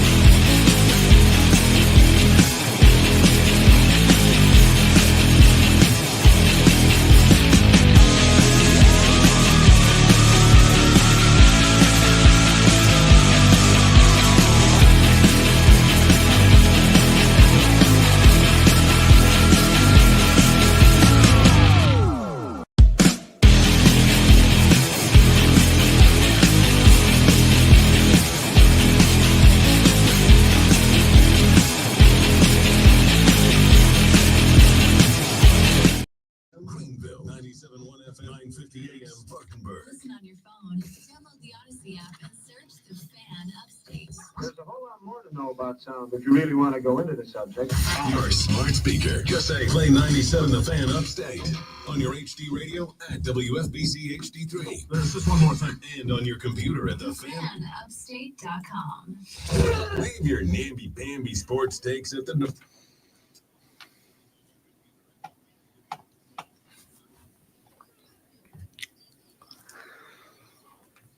844 fan phone is now the same number you use to text the show as well. So if you have not done so as of yet, if you just got off work, just tuned in, make sure you program that number in your phone. The same number now text and calls the show. Let's put a nice bow. Maybe it's nice. Maybe it's not too nice. Let's put a bow nonetheless on the Clemson football season as we've been off for a few days, but now want to bring in Will Vandervoort of the Clemson Insider to talk Clemson football. Will, let's start before we get to what happened 9 days ago between the Tigers and Longhorns. Let's start with the buzz right now about a possible change to Clemson's defensive staff. We don't know. We've heard rumblings. I'm sure you've heard a lot of rumblings as well, but what's the latest? Yeah, right now I think we're on standby. I think, from everything I've heard, there's going to be some kind of changes. What that means exactly, I'm not 100% sure at this time. But what I think it means is that, probably you might see a change at defensive coordinator. There may be another change or two somewhere else. As far as we know, that's kind of where we're at. But officially, at this time, nothing has happened. So don't take anything I say as official.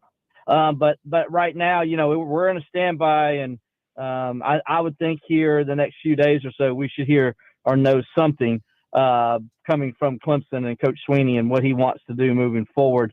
I can't tell you this much. This coaches Dabo just returning today from Boca Raton, Florida. So the staff is not supposed to get together again until next Monday. I would imagine Dabo would want to try to have everything in place before he gets before they get back into work, because that'll be officially starting when they get back on, next Monday. So that's kind of where we're at right now. And, stay tuned to the Clemson Insider. We'll try to keep you updated as soon as we know. That's the best way I can say it. Will Vandervoort joining us right here on the Fan Upstate. Will, I don't know how you would describe it, but I described it earlier in the show as a defense that we know fell in the rankings and statistically didn't have the year that they have had in years past. I said it just felt like there was a lot of meat left on the bone for the Clemson defense, and I thought personnel-wise wasn't the issue, but would you rebuttal that and say that maybe it was more personnel than I say it was? I mean, as far as player personnel, no, I don't think, the majority of the defense, no. There was some personnel issues when you look at defensive end. That's kind of where you want to start, say, where's the first part of the problem of the defense? It starts there, where there was really nobody opposite of TJ Parker at defensive end, and that got exposed, and they got exposed all year long. Yeah. Nothing against those kids that were there and that were trying to do the best they could. But, it was obvious weakness on the defense. Clemson didn't address it last year after they lost a couple of people to the transfer portal. And I thought they thought they had the guys in there that could get it done. That turned out not to be the case. So this year they went to the portal and solidified that side of the field with Will Helt, the Purdue guy. But this year it was an issue, and it was obviously magnified in all of Clemson's losses. When you look at this defense, I mean, they had a season. First of all, overall, it's the worst total yards allowed since 2011. Okay, most rushing yards allowed in a season since 2011, and then also yards per carry. It's the worst number since 1975. When you look at yards per carry, so there was a lot of issues going on. Is the talent at Clemson? Yeah, I mean, you got Peter Woods, you got TJ Parker, you got Avion Terrell in the secondary. There's talent on that defensive roster. For whatever reason, with the coaching and the personnel that was there. They just didn't mesh, and the coaching just couldn't figure out how to solidify that left side of the defensive line to make up for, just not having the right kind of players there to kind of basically set the edge, if you will, because they just got run over on that side of the field the whole season. Well, situations like this are tricky, and what you've seen, or from what you've seen rather, in years past, how do you see this one playing out from a conversation standpoint? Because you have Oklahoma out there as maybe a potential landing spot for Wes Goodwin, but then the flip side is, does Dabo just say, hey, it doesn't matter, where you go, you just, what's the old saying, the old song, you got to go home. You don't got to go home. You just can't stay here. I don't know if that's the conversation that's being had, or it might be a little bit more mutual between Wes Goodwin and Dabo. Where do you stand on that? Well, I can tell you this much. Dabo cares for Wes a lot. Wes is, he came to, so people understand his background. He came to Clemson in 2011 as a graduate assistant. Woody McCorvey who was at Mississippi State. Woody McCorvey knew about Wes when he was there. And when Wes graduated, obviously he was recommended to Woody, hey, this is a guy you want to have on your staff. And so they brought him in, and really Wes, with the exception of a few years he was at Arizona working under the Arizona Cardinals, he pretty much has worked at Clemson his whole career. And, Dabo thinks a lot of Wes. He thinks of him like, he's family.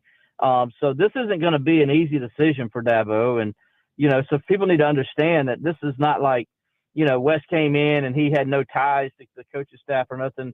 This is a hard decision. This is like cutting one of your own kids off, mm-hmm. And, he's got to, he'll handle it the right way, just like he did Thomas Austin last year. And, he's going to do what's best for the Clemson program. And I'm sure he's going to try to help Wes as much as he can find a job, if that is indeed what happens. Now, again, we're not 100% knowing what's going to happen. And, but I would imagine Dabo's going to do everything he can to help Wes out. I don't think he's just going to fire him and say, okay, you're on your own. I don't think that's what's going to happen here. How close, I find it very fascinating. How close do those connections stay from what in situations like this, like with Brent Venables and Dabo and Wes? I'm not saying there's a group text between the three, but I would imagine, those coaching circles, despite the departures, still stay pretty tight. Yeah, understand this. Venables, when he got the job at Oklahoma, he wanted to take Wes with him to be his DC. Dabo said, no, I'd rather keep you here. We'll make you DC here. And then, so there's a connection between Brent. Brent thinks the world of Wes Goodwin. And so, makes logical sense that if that opportunity is available to Wes, that he would take it if that indeed is what happens. And then, yes, Dabo has a relationship with Brent as well and talks to him, quite often. Brent Venables still has a lake house up here on Lake Kiwi. He's very much still a part of the Clemson community, even though he's coaching at Oklahoma. So, they stay in touch all the time, and that'll continue to be the case. And, and Dabo, even with other coaches that he's had to let go later on, during his career, Dabo's still in touch with all those guys, and, it's business. I mean, I don't think anybody takes it personal, you know what I'm saying? Like in the moment, you might be a little mad, but then I think most guys understand, he's doing what's best for the program and he has to move in a different direction. That's what they got to do. But Dabo's been always pretty good about, when it comes to letting coaches go. There isn't much venom with any of his former coaches when it comes to him. There's always a relationship he has there with them. Well, let's just play the game and pretend in a fairy tale world, because like you said, it hasn't happened yet. Let's pretend that Clemson does part ways with Wes Goodwin. Who would you see as a viable candidate, whether it be from the inside or on the outside, that could be Clemson's next DC if it were to happen? Well, right now we're kind of I don't want to say who. I think we're kind of piling up names right now on our end in case there is a move in that direction. But I'll tell you this much, what I do know in talking to people around the program and just kind of sourcing things, Dabo's going to look for an experienced defensive coordinator. He's going to look for someone similar to what he did last year with Matt Luke. He's going to get somebody that he probably knows, already has a relationship with, somebody he trusts. and he's going to go after and get that. I know a lot of people are wondering if Dabo's going to make a big splash hire like he did with Garrett Riley a couple years ago as offensive coordinator. I don't necessarily know if that's the case. I think Dabo's looking at that experience. I think that's what he wants to have because he knows he has a good coaching staff. When you look at guys like Chris Rump and, Nick Easton on staff and even Mike Reed, he's got some guys that are veteran guys that understand the game and have coached at the highest level, have coached in national championship games. And so he's got to find somebody that meshes with their experience and what they've all brought to the table because they've had individual experiences themselves outside of the Clemson program. So I think that's where he's going to go. So I look for it to be, probably somebody that's, that's not currently with the staff and probably going to be a guy who's a veteran coach that has done this for a while. It could be a big splash hire, but I don't think that's what Dabo necessarily is going for. It's more as somebody that meshes with his staff and has got that experience that he's looking for. We're talking to Will Vandervoort of the Clemson Insider right here on the Fan Upstate. Let's go back 9 days, I believe. 9 days, I think, Will, in time to Clemson versus Texas. One of the playoff games of the first round that, for the most part, was a competitive game. Obviously, Texas was the better team and the more dominant team last weekend. But now that you've had some time to kind of digest what you saw in Austin, what were your biggest takeaways when it came to why Clemson could not get the job done in the first round? Well, I think it's pretty simple. The defense couldn't stop anybody. It's not like Texas was his offensive juggernaut going into the game. They had struggled, especially as of late. They really struggled scoring, but they had no issues against Clemson's defense. And I really believe if Clemson, the way Riley Garrett attacked Texas, I think the thing to look at when you look at from a positive side of that game was Clemson really took it to Texas defense, a defense that hadn't given up anything all year long. Defense that allowed only 4 touchdown passes all year. Cade Klubnik had 3 in that game. A defense that had not allowed anybody to throw for more than 211 yards in any game all season long. Cade throws for 336. A defense that hadn't allowed anybody to get more than 329 total yards, and Clemson had 412 against them. So Clemson's offense did its job. It gave itself a chance to win the game. Unfortunately, the defense just couldn't get stops when they needed them the most. You sit there and it's 31-24. You battle back. You got yourself a chance to win the game, and you got them backed up. It's 2nd down and 7 at the 20-yard line, and 2nd down 7 at the 17-yard line. Excuse me, or no, it was a 23-yard line. My apologies. And he let them go 77 yards for a touchdown. And that ended up being the difference in the game. Clemson did try to come back down, score later, and couldn't get it across the goal line. But you wonder how different that game is if the defense just can get a stop at that moment when they needed it. And that's been the case all year for Clemson. I even said it jokingly in the press box. The offense went down and scored. And I said, this game's going to be tied at 7-7 here in a minute because anytime the Clemson offense has scored, the defense gives up a score immediately, it seemed like. And that's what happened against South Carolina. That's what happened against, Louisville. Yeah. That's what happened against SMU, even when they were just able to hold off SMU. They just couldn't get the stops when they needed them and keep that momentum on their side of the field. And, it came back to bite them in the end. So I thought Clemson was good enough to win that game by the way they played offensively, but the defense just wasn't good enough to get it done for them. Will Vandervoort, we talk a lot about the portal and Dabo using the portal, but on the flip side, Will, do you anticipate Clemson losing anyone that we haven't heard of as of yet? No, they're fine. Wow, that's the good. Portal ended. That's right. I know it was. I'm sorry. Go ahead. Yeah, the portal ended on Saturday night, and Clemson was able to retain all of its star players. Now, the portal opened up again on April 16th after the spring game, and that's a different kind of situation there. You might lose a few guys there. But I think for the most part, Clemson's going to retain all their star players, and at least from the portal standpoint. Now, you still got a couple guys that could make some decisions when it comes to going pro. Blake Miller, I could tell you, is a guy that is contemplating going to the next level. I can tell you also that Antonio Williams is a guy you got to pay attention to, that he could go to the next level. And so they're not out of the woods yet. They're out of the woods from a transfer portal standpoint, but they're not out of the woods yet when it comes to the NFL draft. DeMonte Capart and Trey Williams, the two other guys that we haven't heard from yet, and what they're going to do. But you got Cade Klubnik. He's coming back for the year. He's already said he's coming back. You got, TJ Parker. He said he's coming back. You got Peter Woods that said he's coming back.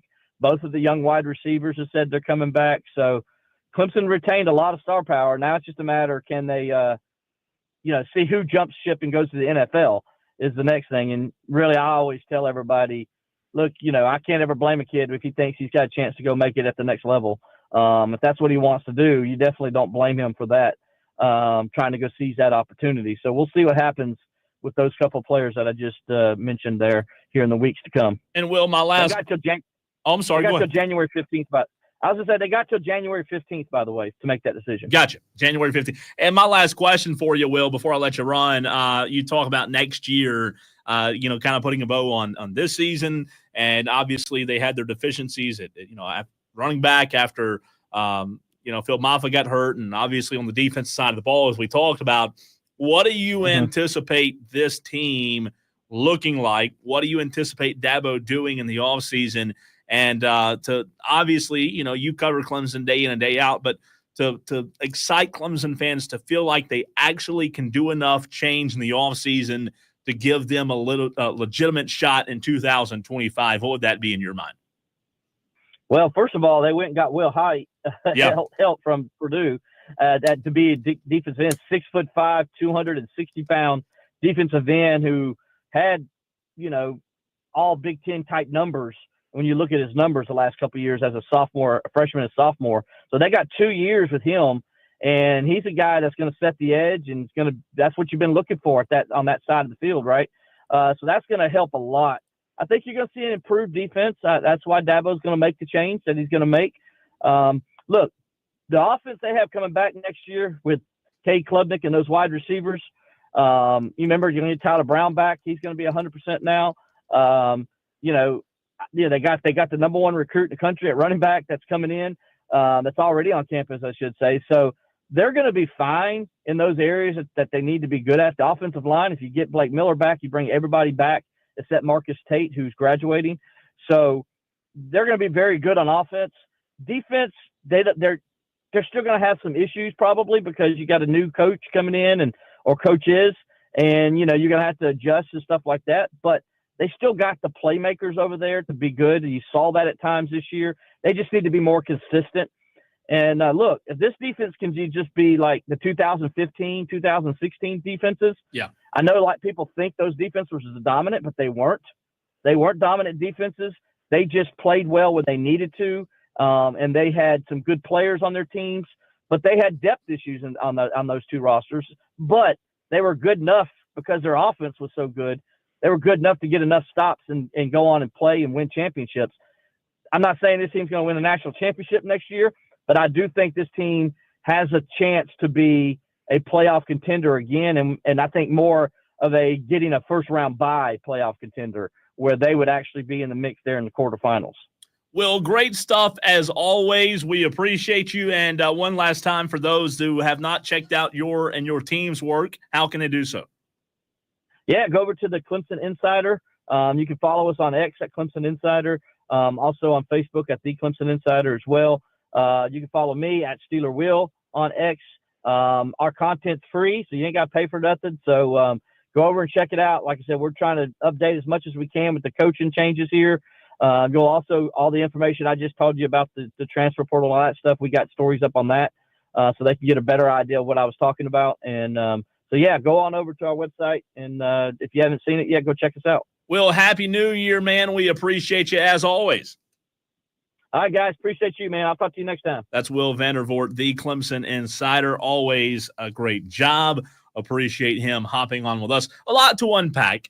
Look, I talked about it, I think hour number 2 of the show today with the discussion of Clemson's defensive coordinator and Wes Goodwin maybe not being retained. But I look, I think Will's spot on. I think that from what he's heard, from what I've heard from other people, I think that there's going to be some news coming, maybe tomorrow, maybe Thursday, when it comes to Wes Goodwin and his job at Clemson. But I do think, like he said, I think there's a good chance that Clemson has a new defensive coordinator in 2025. All right, we'll continue the conversation as well as hear from you, Tolos, and I'll update you on Iowa, Missouri. I've got that game on.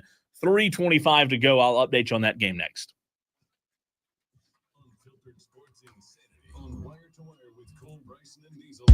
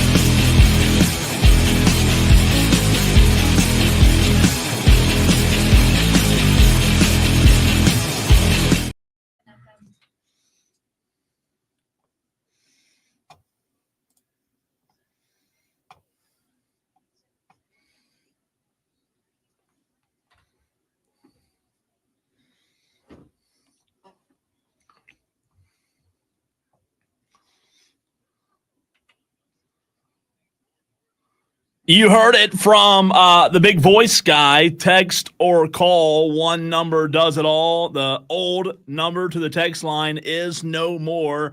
844-FAN-PHONE. 844-326-3663. That's the number you use to call the show. That's the number you use to text the show. Let's go to the phones where we have Kenneth and then Bobby waiting to get in on the conversation. Kenneth, what's up, man? Yeah, I want to talk about the state of college football, college athletics too. Yeah. We got a lot of these kids that, doing the transfer portal, opting out, but we never think about what the coaches do. In the middle, some of them quit in the middle of the season. Some of them don't go to the bowl games for their next job. It's no more loyalty from the top up. So we blame the kids, but they're just doing what the coaches and the adults in the room doing too. So I hear you. I don't think though if me and you go out tonight, Kenneth, and rob a bank, I don't think you and I will be able to sit in the jail cell and say, "Look, hey, we robbed the bank, but that guy over there in New York, he also robbed a bank tonight." So two wrongs don't make a right. You know what I mean? I understand. I understand, but the kids are looking at everybody's using the game, right? Yeah. The benefit themselves. The schools are using the game to bring in money. It's athletics is a gateway for colleges to recruit.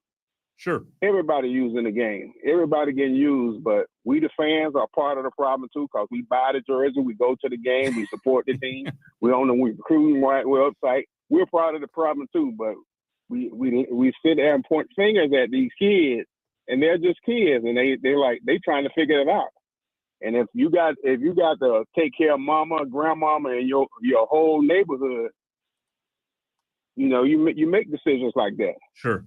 And again, I have no problem with players sitting out. I don't like Miami's Cam Ward sitting out in the first half and then watching the towers collapse in the second half. That was my biggest issue. Right. I'm a Gamecock fan. I didn't like Steve Spurrier quitting in the middle of the season. Sure. Absolutely. He did. I didn't like he brought a lot of notoriety to Gamecocks, but he quit in the middle of the season. He sure did. And we're still recovering from that. Yeah. No, I'm with you. Really, you're exactly right. So the adults in the room, the people who's supposed to make it's no loyalty no more. The days of coaches coaching 20, 25 years, even in high school. Yeah. It's probably over. Well, I agree with you. I think to your point about it starting at the top, I agree with that. And we talk commitment. You're right. It's commitment's gone. It's not. I'm not saying commitment's gone just from college and young play. It's gone altogether in the society. I think it's 110% out the door. And I agree with you. It does start at the top. Right.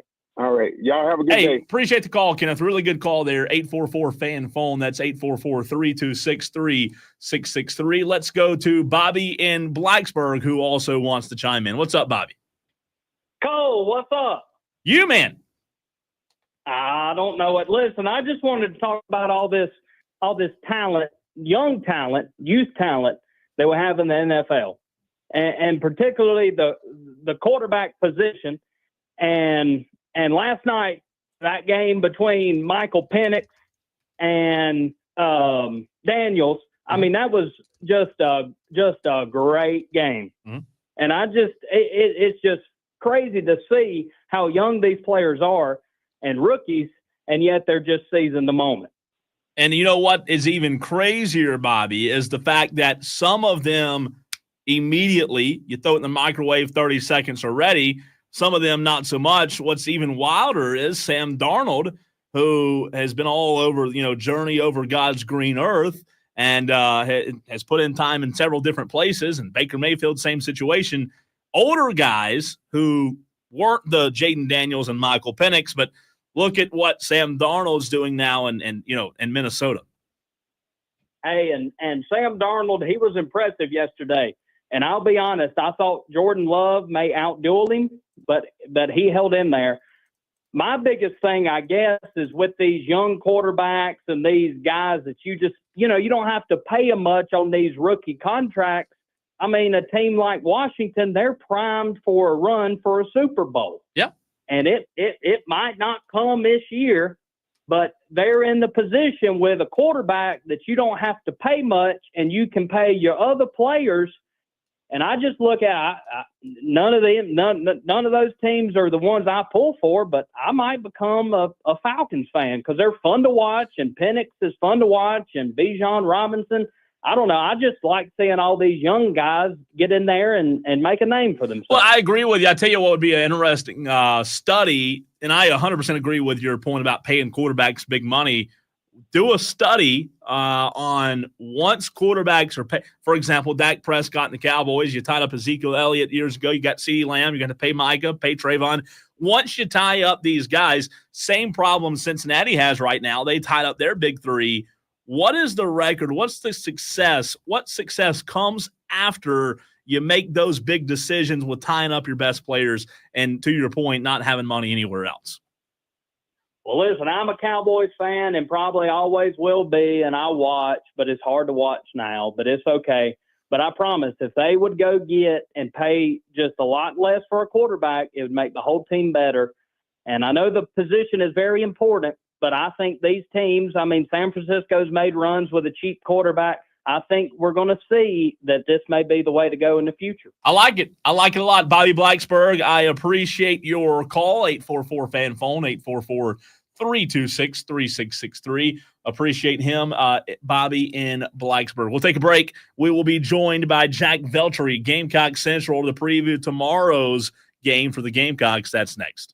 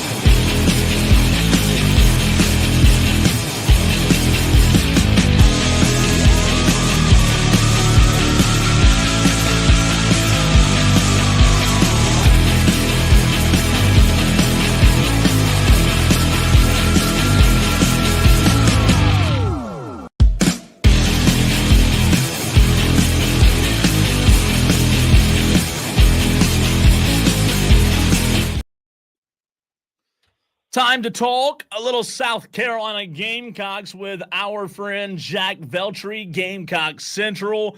Jack is in the Sunshine State awaiting tomorrow's game for the South Carolina Gamecocks between them and Illinois. Jack, so far, the most important question, what's been your favorite thing in Orlando that you have experienced, or have you had time to get out and see what Orlando has to offer at all? Oh, yeah, man. There's been plenty of time to go out and do different things and stuff. I think just going out and, seeing the different parts of the city and stuff has been pretty cool. Obviously, the Disney area, Universal, things like that are also really cool to see. But definitely enjoyed my time so far in Orlando. Been here since Thursday and looking forward to spending a few more days here. And hopefully South Carolina can cap off a great season. Jack, we're friends, and I hope it stays that way. But this question could dictate that. Are you a Disney guy? Oh yeah, man. I'm a big Disney guy. Disney. I love Disney. Love going there ever since I was a kid, and it's always a good time going. I've been twice. First and last. Wow. No, not a fan. Not a fan. I don't know what it was, Jack. I just couldn't get on board with it. Maybe it was because it was July, right? It was miserable. Yeah, that's a miserable time to go, man. You got to go around the world, man. Epcot. You can go time out there. Jack Veltri, Gamecock Central, as he is in Orlando awaiting tomorrow's game for South Carolina.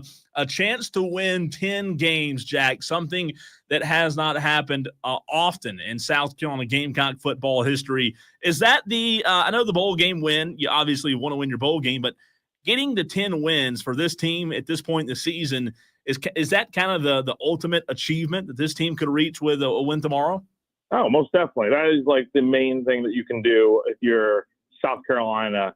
And it coincides with sending everyone out the right way, specifically the seniors, the guys that are in their last game, and building momentum going into 2025.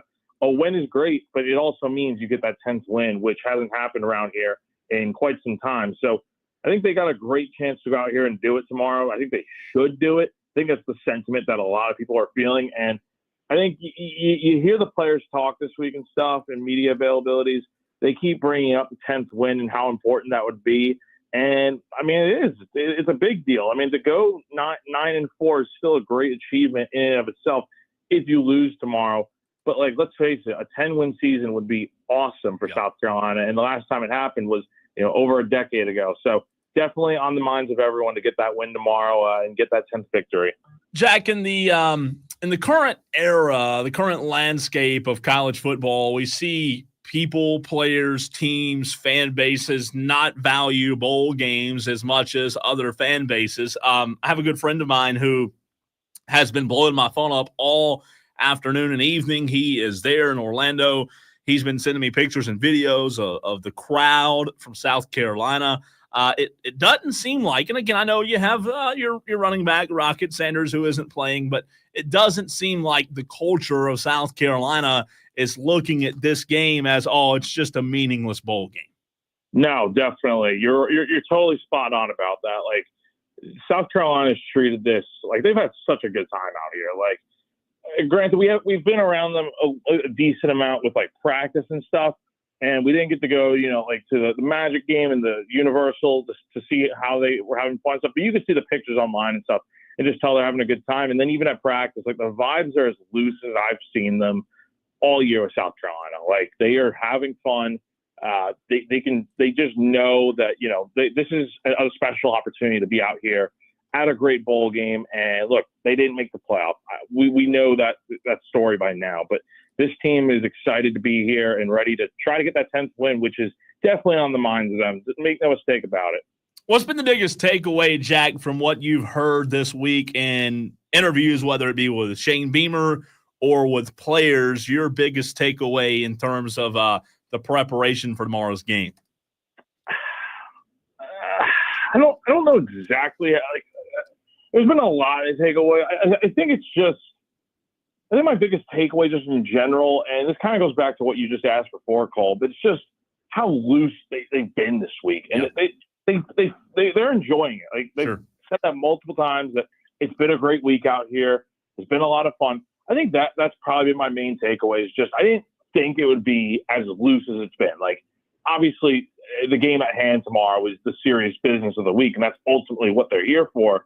But like, they have had a great time out here, and they're just enjoying each other's company, and you could tell like this is a special group. So it's not necessarily one thing that someone has said or anything like that.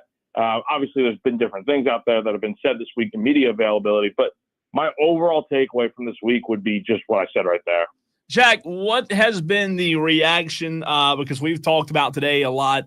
I've talked about Cam Ward and obviously what happened Saturday with him sitting out in the second half.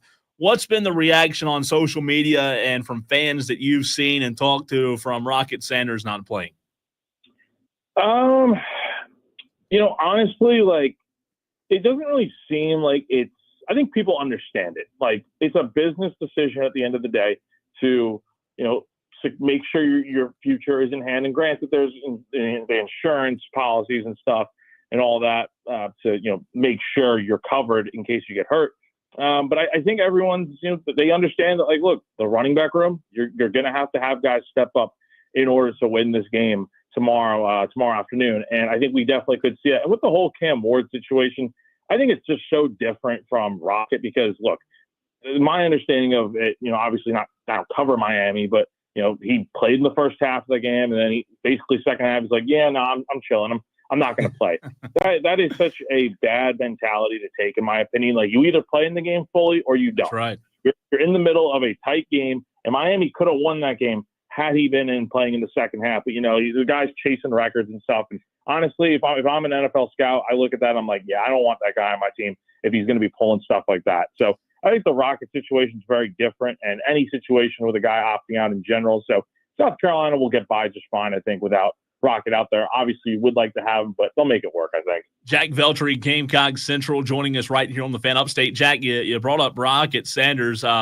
We knew coming into South Carolina he was a good running back, and he had a really good year this year.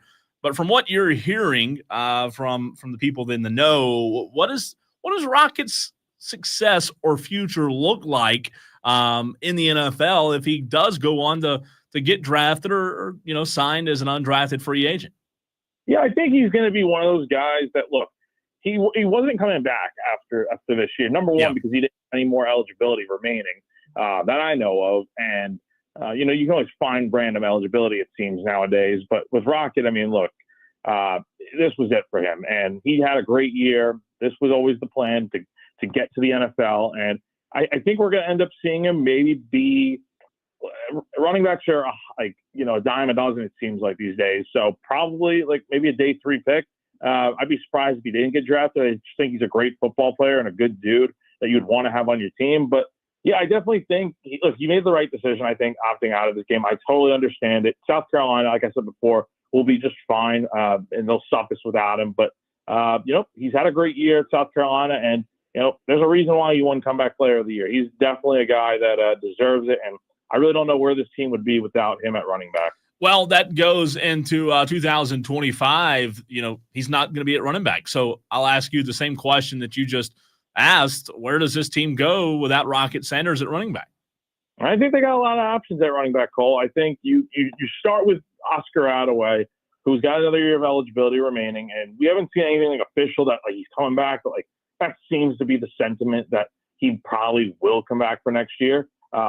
Basically, just because, right now, if the season started, if 2025 started today, he'd probably be the number one running back on the depth chart. And then you've obviously got Jawarn Howell and Matthew Fuller, signed back up for next year with their NIL deals and all that. So you got 3 very good running backs in that room going into 2025. And I think it's a great room on its own.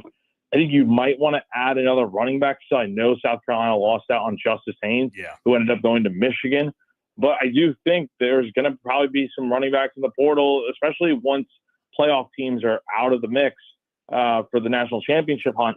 They're going to probably have some guys entering the portal, and that'll open up more opportunities for South Carolina to find guys. So, look, the hunt is not over, I don't think, in my opinion, to find another guy in the portal. They don't necessarily need one, but they probably do, actually. I just think it would be nice to have another good back that you can rely on, kind of like what Rocket was brought in to do this year. Jack, I'm sitting here looking at posts on Twitter from Gamecock football about the Gamecocks taking over Orlando, the crowd, Shane Beamer, the band. It seems as if, even though we all know the Gamecocks did not make the college football playoff, and I know you hadn't been covering South Carolina for its entirety, but just a big picture question here, Jack. It seems as if the fan base, the direction, the momentum, that all seems to be coming together. It seems as if this program's at a peak that they have not seen in a long time. It does feel that way, Cole. It really does. And look, I've been around Orlando for a few days now, and I can definitely say today has been the day where Gamecock fans are really trickling in. I didn't go to the pep rally earlier, but judging off of pictures and stuff, there looks like there was a large contingent of Gamecock fans there. And even being around Orlando and even going down to the Disney area earlier today, there have been a ton of random Gamecock fans I've seen walking around the streets and driving around and stuff. So, look, I expect a good crowd tomorrow. Probably pack it out more so than Illinois fans probably.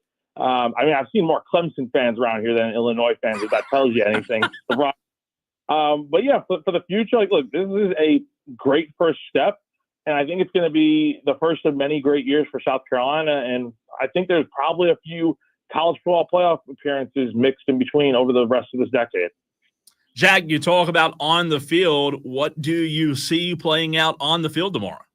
I think South Carolina wins this game. And I say that because, look, I think this is just such a different team than what we saw from week one to the Alabama game. Like, ever since that loss to Alabama, this team has looked so much different. They've played much more confidently. They're getting wins, and they have that we're not going to lose, bend, don't break mentality. Like, they are a very well put together team. And yes, they don't have Kyle Kennard. Yes, they don't have Rocket Sanders, but they have pretty much the rest of their team back. And I think they could go up against anyone right now and potentially have a chance to win. With Illinois is a good team, kind of similar to South Carolina in terms of going from 5-7 to 9-3 in a year. But I just think the South Carolina team is a much better team right now. And I think they have a great chance to go out here and really make a statement tomorrow. Jack, great stuff as always, man. Appreciate you. Have fun tomorrow, and we look forward to having you on again soon. Yeah, appreciate it, Cole. Thanks so much. That's Jack Veltri, Gamecock Central. Always does a great job. Check him out on Twitter. If you have not done so already, give him a follow. I'll tell you exactly where you can do so. I'm pulling that up. It is at Jack T. Veltri on Twitter, on X. Again, that's Jack T. Veltri, spelled Veltri. Give him a follow. Let him know, Tolos, do us a favor and shoot him a tweet. Let him know you heard him on the Fan Upstate.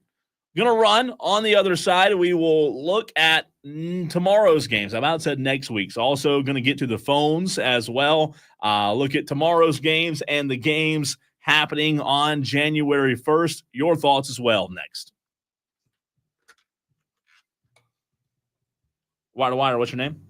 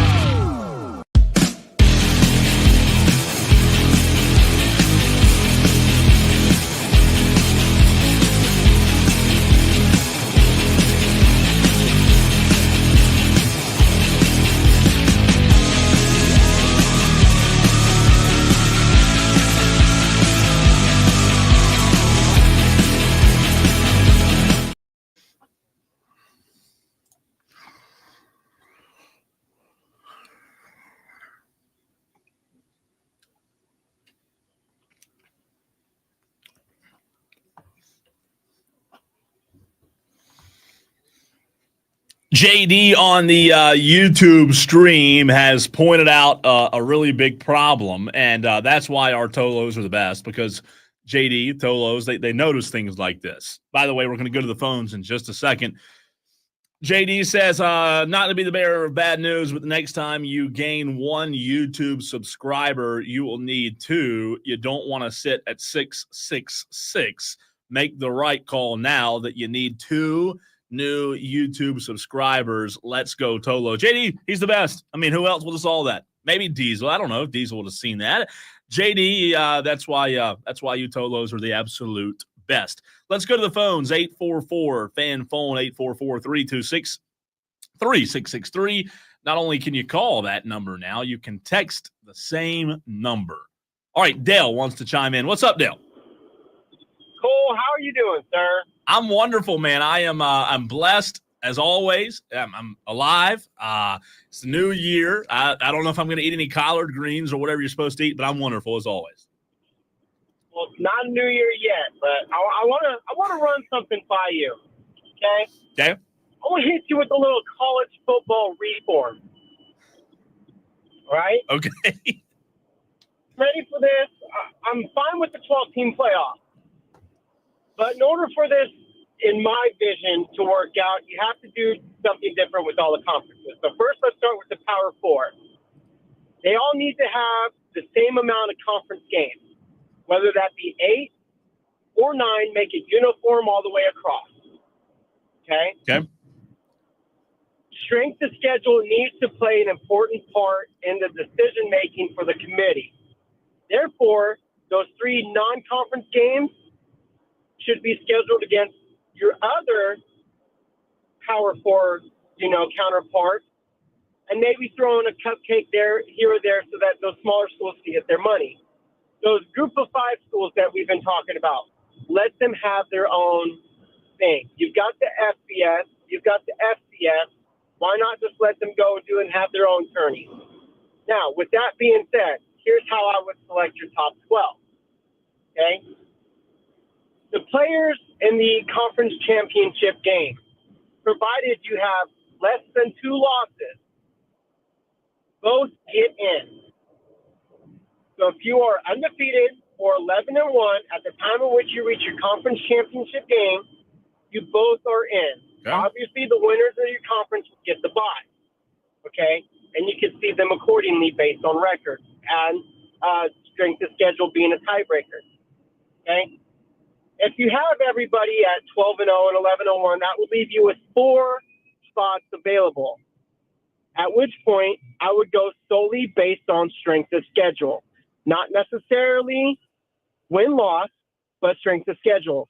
You will have tiebreaker scenarios with the head-to-heads in that aspect, but those could vary. You could go from 4 at-larges to 8 at-larges. Dale, I need an ibuprofen. Do you have one? I mean, I got a leave right here next to me, big dog. I need to see it written down, but what I heard from you, I'm with you. I'm still processing it. Look, I agree with you on the unbalanced schedules, and JD brought that up on the YouTube stream as well. I think that was one of the biggest issues. Now, how long did it take you? I love your solution. I love the solution. How long did it take you, and what spurred that? It took me 5 minutes, and it was on the 4:30 or something around there. It was right before I went to go donate the plasma. Yeah. I was going to call you, but then I went in, seriously, 5 minutes. That's all it took. Okay. Yeah, I'm with you. I like it. I think you're onto something, and I do think, again, we talked about this earlier.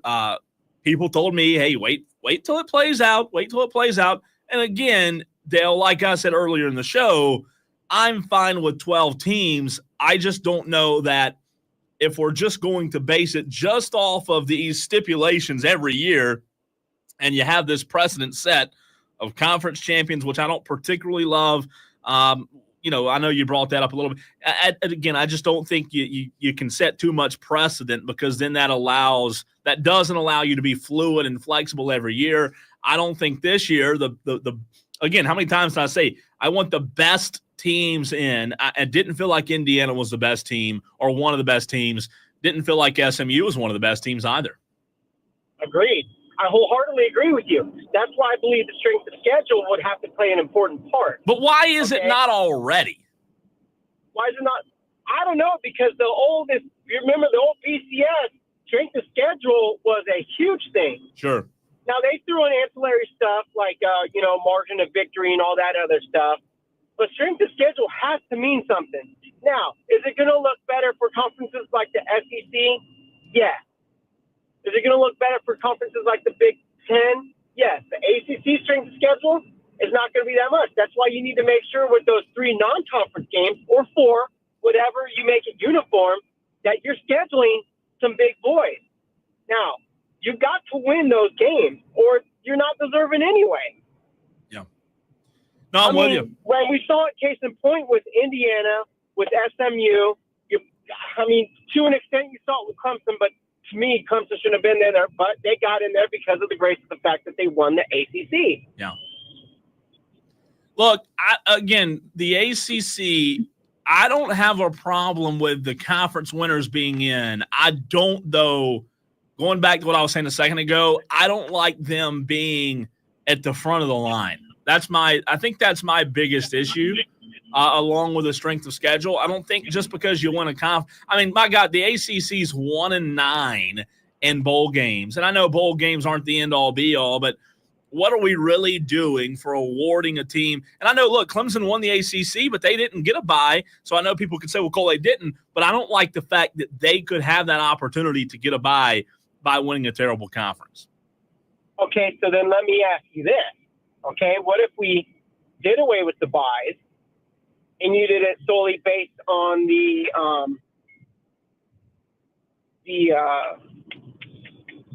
college football playoff ranking, right? But that was no longer controlled by ESPN. In the committee? Correct. Well, so there's not a bias, because that's controlled by dollars. Who's going to see what?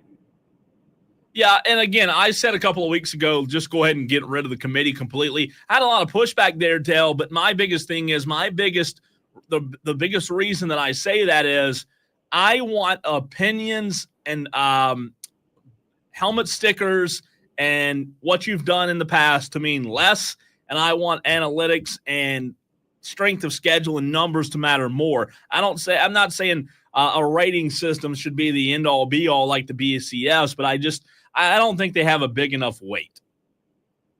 All right, and then let me run this one by you real quick, since you said something about the conference champions not getting the automatic bid.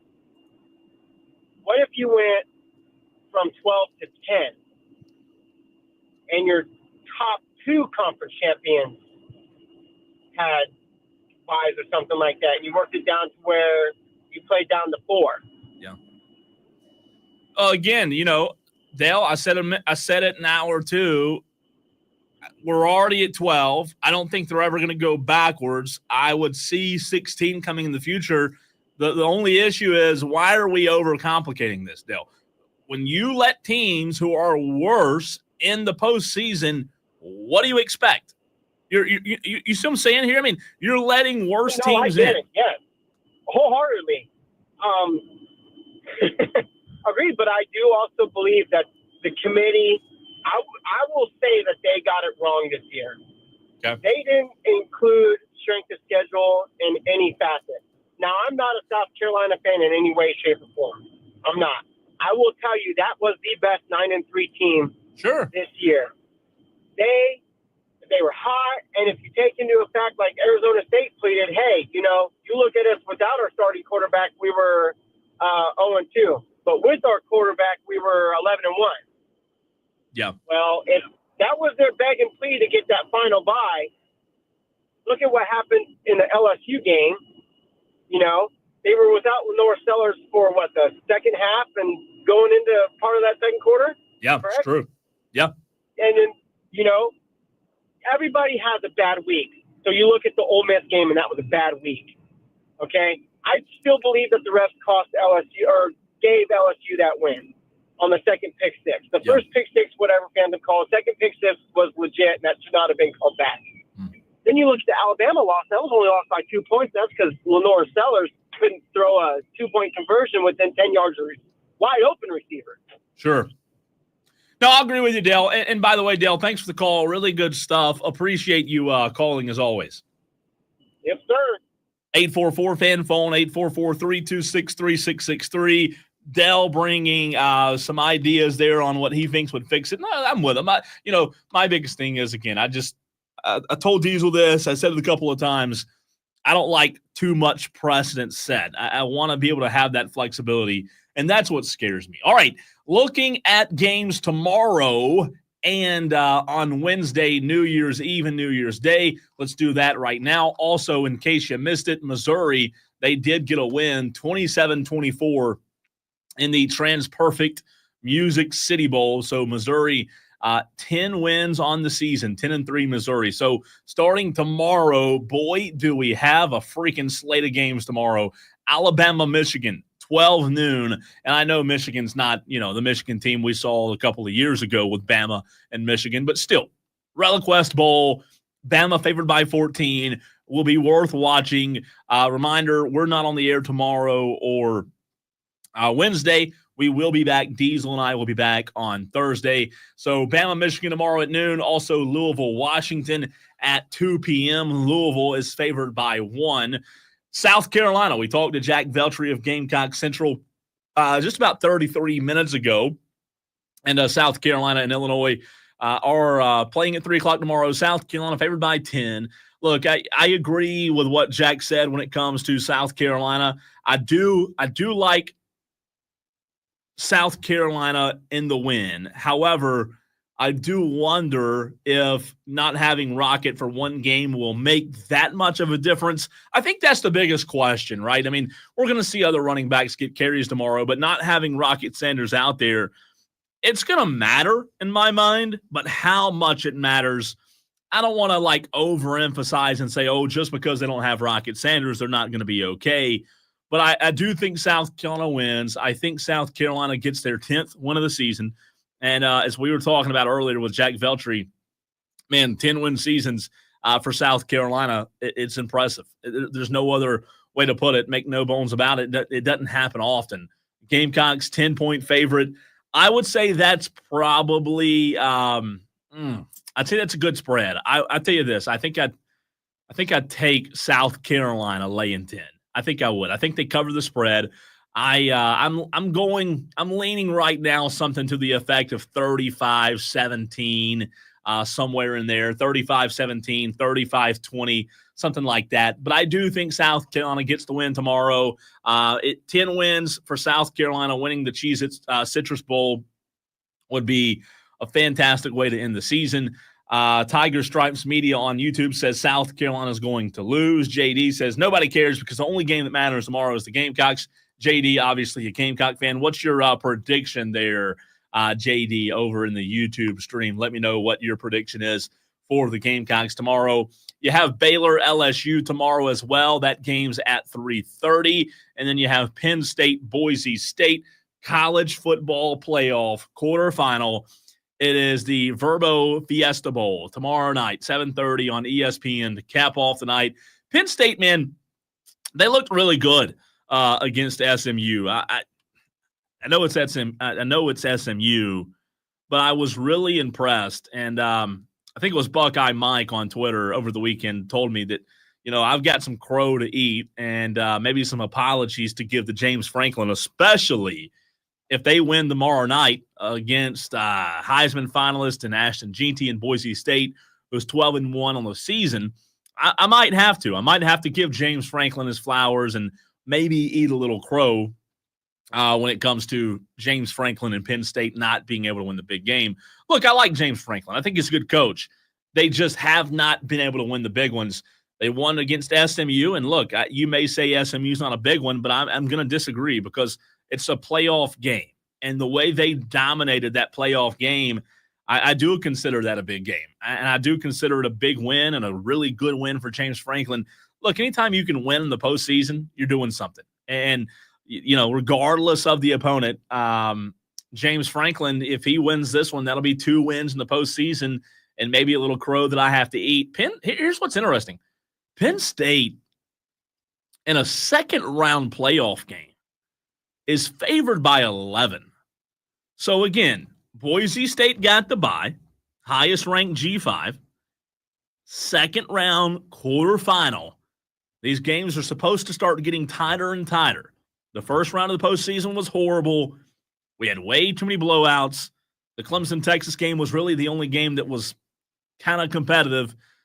And let's just say, for example, just throwing this out there. What if tomorrow night Penn State goes out there and runs roughshod again and beats up Boise State? And Penn State, they beat SMU pretty handily. Let's say they beat Boise State the same way, and then we're going into the new year with the first round not being close, one game of the second round not being close, with Texas, Arizona State on the horizon, Ohio State, Oregon on the horizon, Notre Dame, Georgia on the horizon. I'm just saying, again, we talk about this college football playoff not living up to expectations. You better hope that doesn't happen. I don't think it will. I think Boise State will. Ashton Jeanty, I don't want to say he's going to have to be Superman, but I think he will have to be a big part of this Boise State offense tomorrow and have, a big-time Heisman performance tomorrow night. I really do. I believe it. I like Penn State, though. I like Penn State to win and win 2 games in the postseason and, again, maybe eat a little crow. So that'll be a good slate of games tomorrow. Again, that's 1, 2, 3, 4, 5 games, all at different time slots. South Carolina, Illinois is at 3, and so is Baylor, LSU, I think. Let me see. Oh, no, Baylor, LSU is 3:30, so a little bit different time slot. But from 12 o'clock until about 10:30 tomorrow night, we'll have football on all day, and I'm here for it. JD on the YouTube stream says, heck no apologies to Franklin. Beating SMU and Boise State, those aren't top 10 teams that Franklin loses to. No apologies needed. But, JD, look, man, it's playoff games. Like, I agree with you on the quality of opponents, but you win a playoff game and you win 2 playoff games, it's saying something. Now, again, did they get a favorable side of the bracket? Maybe so. Diesel and I had that conversation about which quadrant of the bracket we thought was most favorable. And I think it turns out that Penn State did indeed have the best draw. I really do think they had the best draw. And if they were to win that one, obviously they'd get Georgia or Notre Dame. But look, I mean, you'd be 1 win away from the college football national championship at that point. So it'll be interesting. So 4 matchups: Texas, Arizona State, Ohio State, Oregon, Penn State, Boise State, and Notre Dame versus Georgia.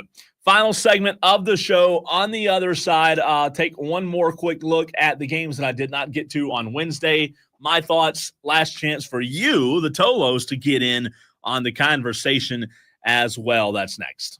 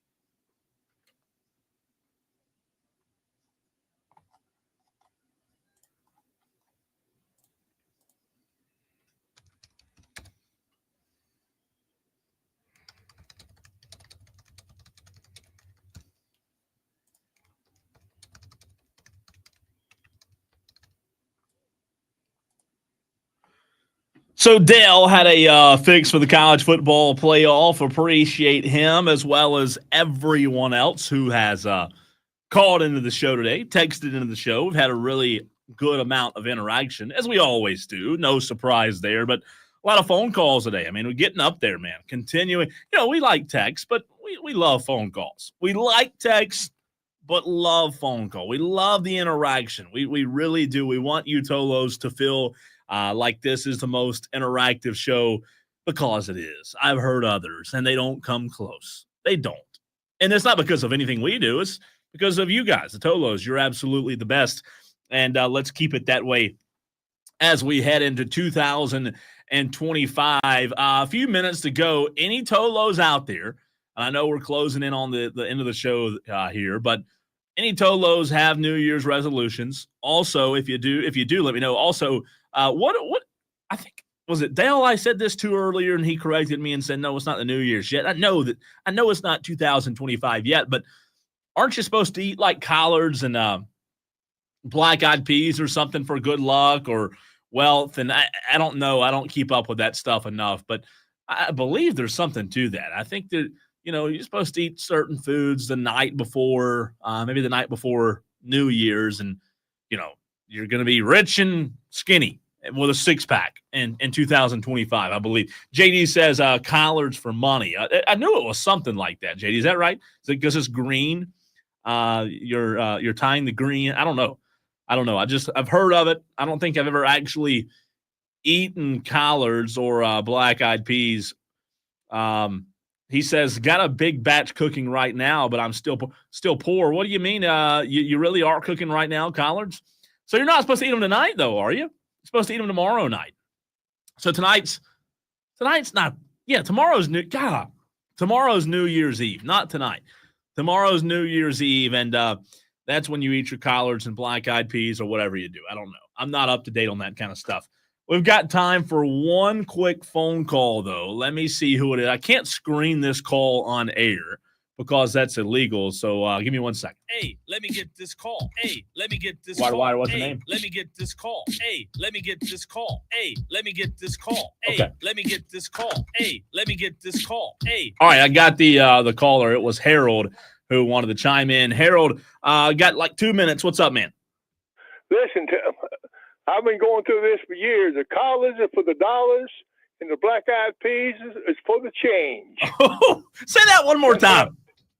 The collars are for the dollars, and the black-eyed peas are for the change. I've been going. I'm 79 and a half years old. That's where it's always been on New Year's, but we always have a little pork, with it. Now, has it worked, Harold? Has that worked? Well, I'm still here, and I'm not the richest man in the world, but I'm one of the most blessed people in the world. I've never gone to bed lacking something to put in my belly. So, no, I'm not rich, but I'm real blessed. Hey, that might be rich to you, so that's all that matters. Appreciate that. I like that. I have to go back and clip that so I can have that and remember that. Harold says, the collards are for the dollars. I like it. JD says you eat them on New Year's. I stay ready so I don't got to get ready. JD, do you really – you're going to have to send proof. You don't cook collards for like this long, do you? 24 hours? That'd be more than 24 hours if you started them tonight for tomorrow night. I don't know. Maybe you do. I'm not the collard green expert. Never have claimed to be. So I won't critique you there, JD. But a lot of New Year's resolutions coming in on the text line. We'll get to those probably on Thursday as we are up against it. I want to remind you, though, if you just tuned in, if you just got off work, just left the mall, just left wherever, shopping, eating dinner, and you just tuned in today for the first time, very, very important reminder that the text line has changed. It is no longer 71307.